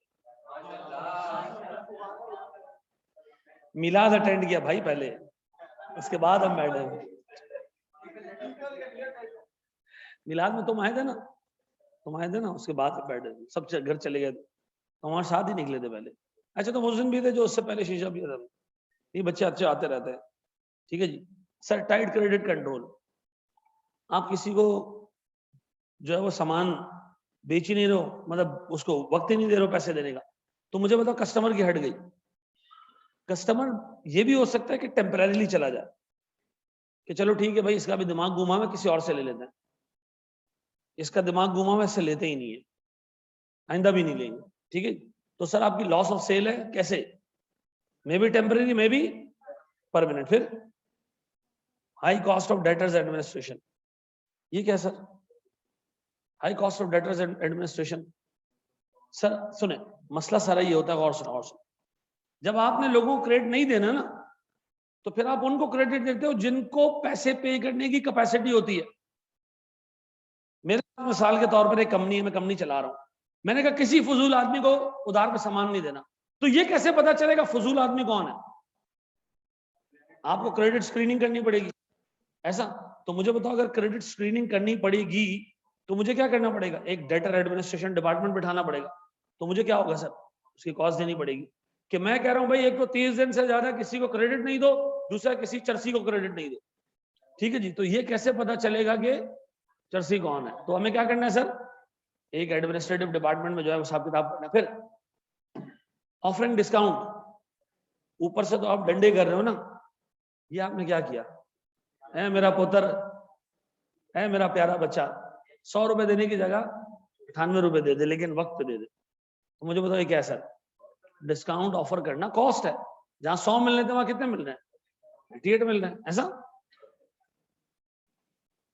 अच्छा जी, ज्यादा खतरनाक क्या है, रॉ मटेरियल का ना होना या फिनिश गुड्स का ना होना? रॉ मटेरियल का ना होना। क्यों सर? ठीक ठाक लॉस, स्टॉक आउट का लॉस अलग, जो आइडल लेबर तुमने बिठाया हुआ वो डब्बू खेल रहा है, वो लूडो खेल रहा है, वो अलग। औसत दूसरा, मटेरियल हाई कॉस्ट में मिलेगी जी।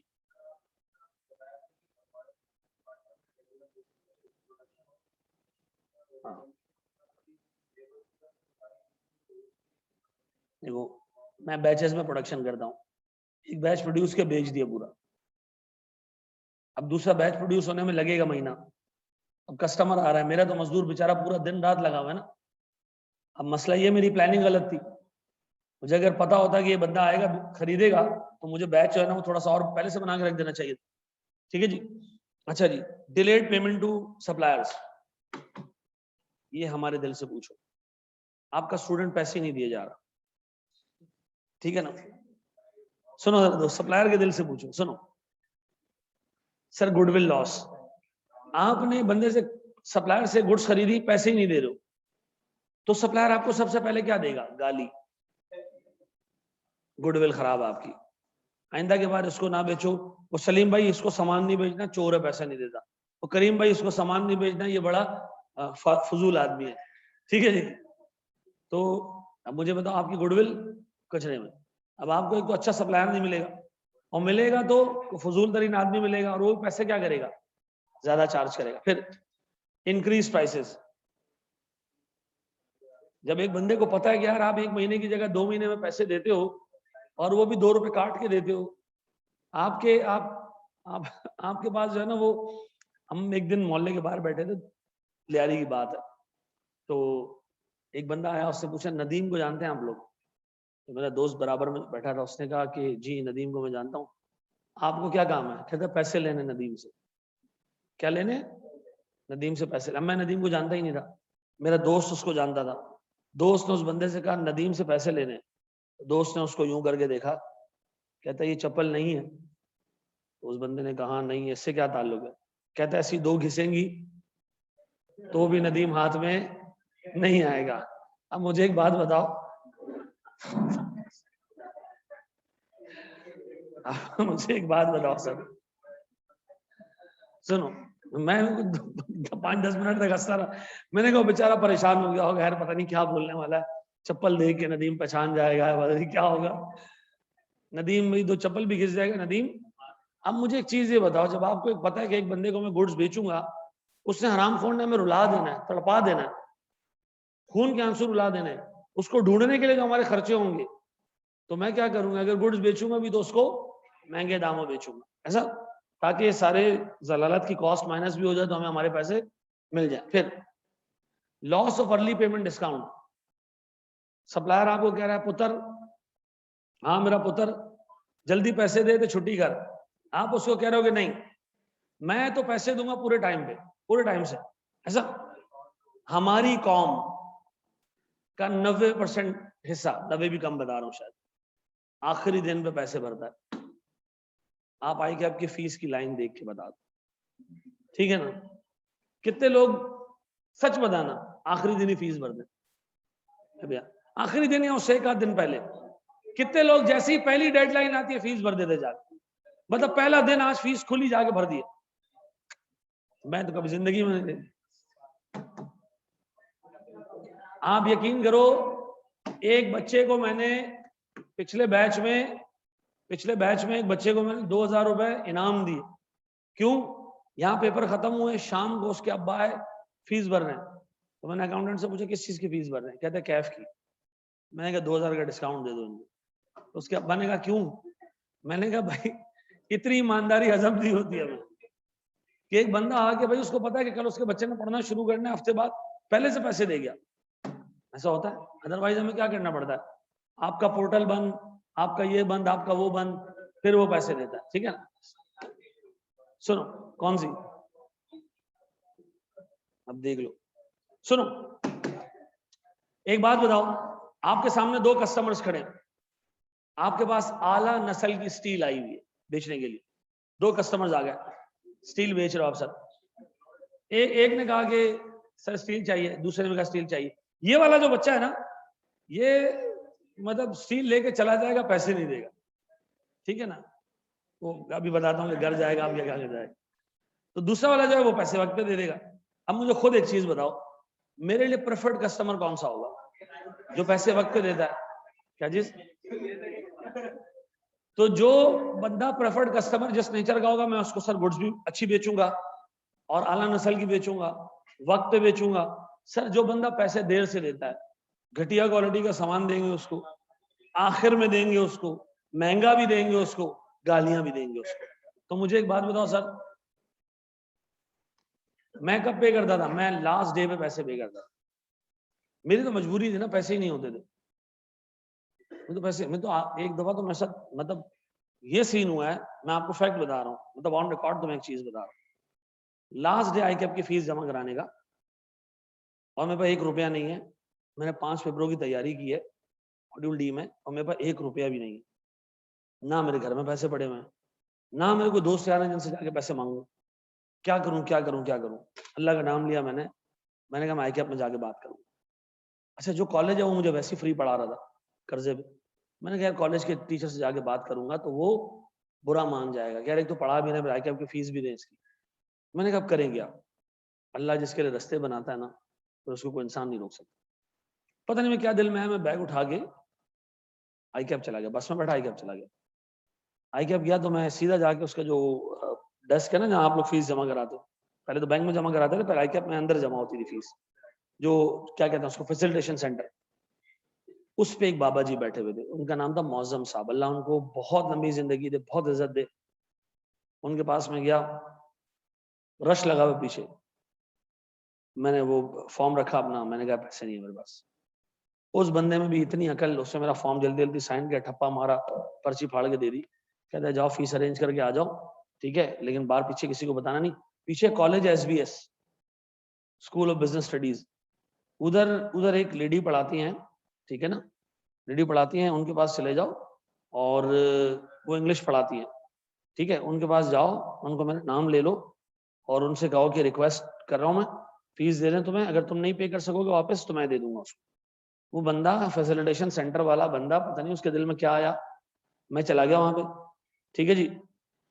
वो लेडी थी, मिली मुझे, मैंने उनको कहा भाई मैं इस तरह फीस पे करनी है मुझे। मैंने कहा फीस है कितनी तुम्हारी? मैंने कहा फीस है मेरी कोई 5400 समथिंग, 5 पेपर थे मेरे, उस वक्त फीस इतनी नहीं होती थी। उससे मुझे $100 दिए, कितने? $100। ये $100 लो, फीस भर दो जाके अपनी। अब मैं भागता हुआ आई कैप आया, मैं उसको डॉलर दे रहा हूँ, वो मुझे कहता है निकल भाई जाके उधर एक्सचेंज से वो करवा के ला, खुले करा के ले गया। अब मैं गया एक्सचेंज वाले के पास, उस वक्त कोई 60 रुपए 61 रुपए का डॉलर चल रहा था। कन्वर्ट करा है, 6000 रुपए आए, 5400 उसको दिए, फीस जमा हुई। दोबारा गया उस बाजी के पास, मैंने कहा भाई ये पैसे बचे हैं। उसने कहा ये भी रख लो, ये भी रख लो, रख लो, तुम्हारे काम आ जाएंगे, कोई बुक्स वगैरह लेनी होगी, तैयारी करनी होगी, रख लो, ठीक है ना। उस अजीम औरत के शौहर का नाम है शब्बर जैदी, ठीक है जी। उस अजीम औरत के शौहर का नाम है शब्बर जैदी, ठीक है ना, उनकी वाइफ थी। और मैं इसीलिए हमेशा उनको दुआ देता हूँ कि जिसको पूरा जमाना कहता है ये एथीस्ट है, पता नहीं क्या है, ये मजहब को नहीं मानता, उस बंदे के घर से, उस बंदे से कितने लोग फैज लेते हैं, आपकी सोच है, ठीक है जी। अल्लाह उसको मतलब ईमान पे खात्मा दे, अल्लाह ताला उसको मतलब बेहतरीन जो है वो जिंदगी दे, बीमारियों से बचाए, बड़ा एहसान है उस बंदे, ठीक है ना। उसने मुझसे नहीं पूछा कि तुम्हारे अब्बा मर गए तो उसका सर्टिफिकेट कहाँ है, उसने मुझसे नहीं पूछा कि मुझे कैसे पता चलेगा कि तुम्हारे मसले चल रहे हैं, ठीक है ना। इसलिए जब हमारे पास भी कोई आता है तो मैं तो एक तो अव्वल इस चीज में पढ़ता नहीं, पढ़ता हूँ तो ये इंसान की तजलील है कि आप उससे पूछो अब्बा मरे थे, कैसे मरे थे बेटा, उसके बाद मुझे बताओ आप तुम्हारा क्या ऐसा नहीं, या दो उसको या मना कर दो। तो भाई मैं उसका बड़ा ममनून और मशकूर हूँ, अल्लाह उसको बहुत बहुत जो है ना इज्जत दे, ठीक है ना। तो ये मैं जो आज बड़ा चार्टर्ड अकाउंटेंट बना फिरता हूँ ना, ये सब ड्रामा है। अल्लाह ताला जिसको आगे बढ़ाता है उसको घर से उठा के उसकी फीसें भरवा देता है, ठीक है ना। ये बाकी सब टोपी ड्रामा है, ये लोगों को नजर आ रहा होता है इंसान इतनी तरक्की कर गया, होता होता पीछे कुछ नहीं है, सब अल्लाह का हिसाब किताब है। और फिर इंसान तकब्बुर करता है उसके ऊपर कि हम इतना हो गए इतने हो गए, नहीं, ये सब किसने किया है, अल्लाह ने किया। डडी, अहमद रजा, तारिक तुनियो, मेरे सारी फैकल्टी, सबको अल्लाह चलाता है, इंक्लूडिंग यू। तो याद रखो जब अल्लाह ने आगे बढ़ाना होगा ना, चीजें बहाना बन जाएंगी, ठीक है ना। वैसे ही तुम्हारे दिल में आएगा, फिर मौजम साहब भी आपके लिए खड़े हो जाएंगे। मौजम साहब एक इतने खरांट इंसान थे कि किसी की फॉर्म में एक लफ्ज की गलती होती थी तो उसको जलील करके रख देते, ठीक है ना। वो बंदा अभी आई कैप से रिटायर हुआ है, और यकीन करो वो उस बंदे को मैं इतनी इज्जत देता हूँ जैसे इंसान अपने बाप को इज्जत देता है। मैं आई कैप जाता हूँ, वो तब तक एक मुलाजिम है वहां पे, मैं जाकर उससे मिलता हूँ, हाथ मिलाता हूँ, गले मिलता हूँ उनसे, तो वो जो डायरेक्टर वायरेक्टर देख रहे होते हैं कि यार ये क्यों इतना हो। उससे मुझसे एक दिन पूछा डायरेक्टर ने कि यार ये इससे क्या ताल्लुक है आपका। मैंने कहा यार इस बंदे का इतना बड़ा एहसान है, तुम्हें क्या पता, मैं आज चार्टर्ड अकाउंटेंट हूँ, इसका भी बहुत बड़ा रोल है, ठीक है जी। उसने देखो इतनी सफाई से इज्जत रखी मेरी कि उससे मुझे किसी के सामने नहीं कहा, उसने मेरा फॉर्म एक्सेप्ट कर लिया, फाड़ के वो पर्चा अंदर, और मुझे एक फोलियो दे दिया उसका, किसी को पता भी नहीं चला। तो खैर ऐसे मामला है भाई, अल्लाह ताला हम सबको जो है वो। अच्छा जी, मैनेजमेंट का और क्या मामला हो सकता है, मैनेजमेंट कंजर्वेटिव भी हो सकती है, रिस्क ही ना ले, ठंडी मैनेजमेंट, जमा कर लो सारी चीजें हैं।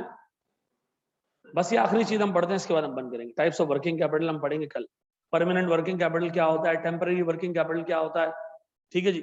हाँ जी सर, ये लूसी मैनेजमेंट, सब कुछ भर दो, टेंशन ही नहीं लेने का मेरे को, ठीक है जी। ऊपर वाली टंकी में दारू भर दो, कहता ना, क्या नाम है उसका, बाबू राव, मेरे को टेंशन नहीं लेने का। इधर गर्म पानी का नलका लगाओ, एक ठंडे पानी का नलका, एक खाली लगाओ, जिसको नहीं नहाना होगा वो खाली नलके के नीचे बैठेगा। तो ये वो वाली मैनेजमेंट है, ठीक है जी। इससे भाई भर दो, इन्वेस्टमेंट कर दो, कोई टेंशन नहीं, भर दो स्टॉक, भर दो फिनिश गुड्स, दे दो लोगों को पैसे, देर देर से देंगे पैसे, दे देंगे ना भाई, अपने मजबूरी में होगा कोई, तो मुझे पता इसका नुकसान क्या है, सीधी सी बात, आपकी कॉस्ट बढ़ जाएगी, और जितने ऊपर तुमने डिसएडवांटेज लिखे ना वो एडवांटेज में कन्वर्ट हो जाए, कोई स्टॉक आउट नहीं होगा, ठीक है जी। सर आपके जो है वो मटेरियल की प्राइसेस कम हो जाएंगी, ठीक है जी, कस्टमर नहीं भागेंगे आपके, लेबर आपका आइडल नहीं बैठेगा। तो ऊपर वाला अगर आप याद कर लोगे तो नीचे वाला जो है वो कर लोगे, डन। हाँ जी, पूरी क्लास की समरी मुझे बताओ, वर्किंग कैपिटल ज्यादा होना चाहिए कम होना चाहिए, मॉडरेट होना चाहिए। ज्यादा होने के एडवांटेज तो है, डिसएडवांटेजेस भी है, कम होने के एडवांटेज तो है, डिसएडवांटेजेस भी है, तो मॉडरेट रखो, ठीक है जी। फिर मैं रिपीट कर रहा हूँ प्यारे भाई, रॉ मटेरियल का शॉर्ट होना ज्यादा खतरनाक है फिनिश गुड्स का, रॉ मटेरियल का शॉर्ट होना ज्यादा खतरनाक है, ठीक है जी। अग्रेसिव पॉलिसी क्या है, अग्रेसिव पॉलिसी है very low working capital, defensive policy क्या है, ह्यूज वर्किंग कैपिटल। ऐसा कर लोगे manage, thank you very much यार।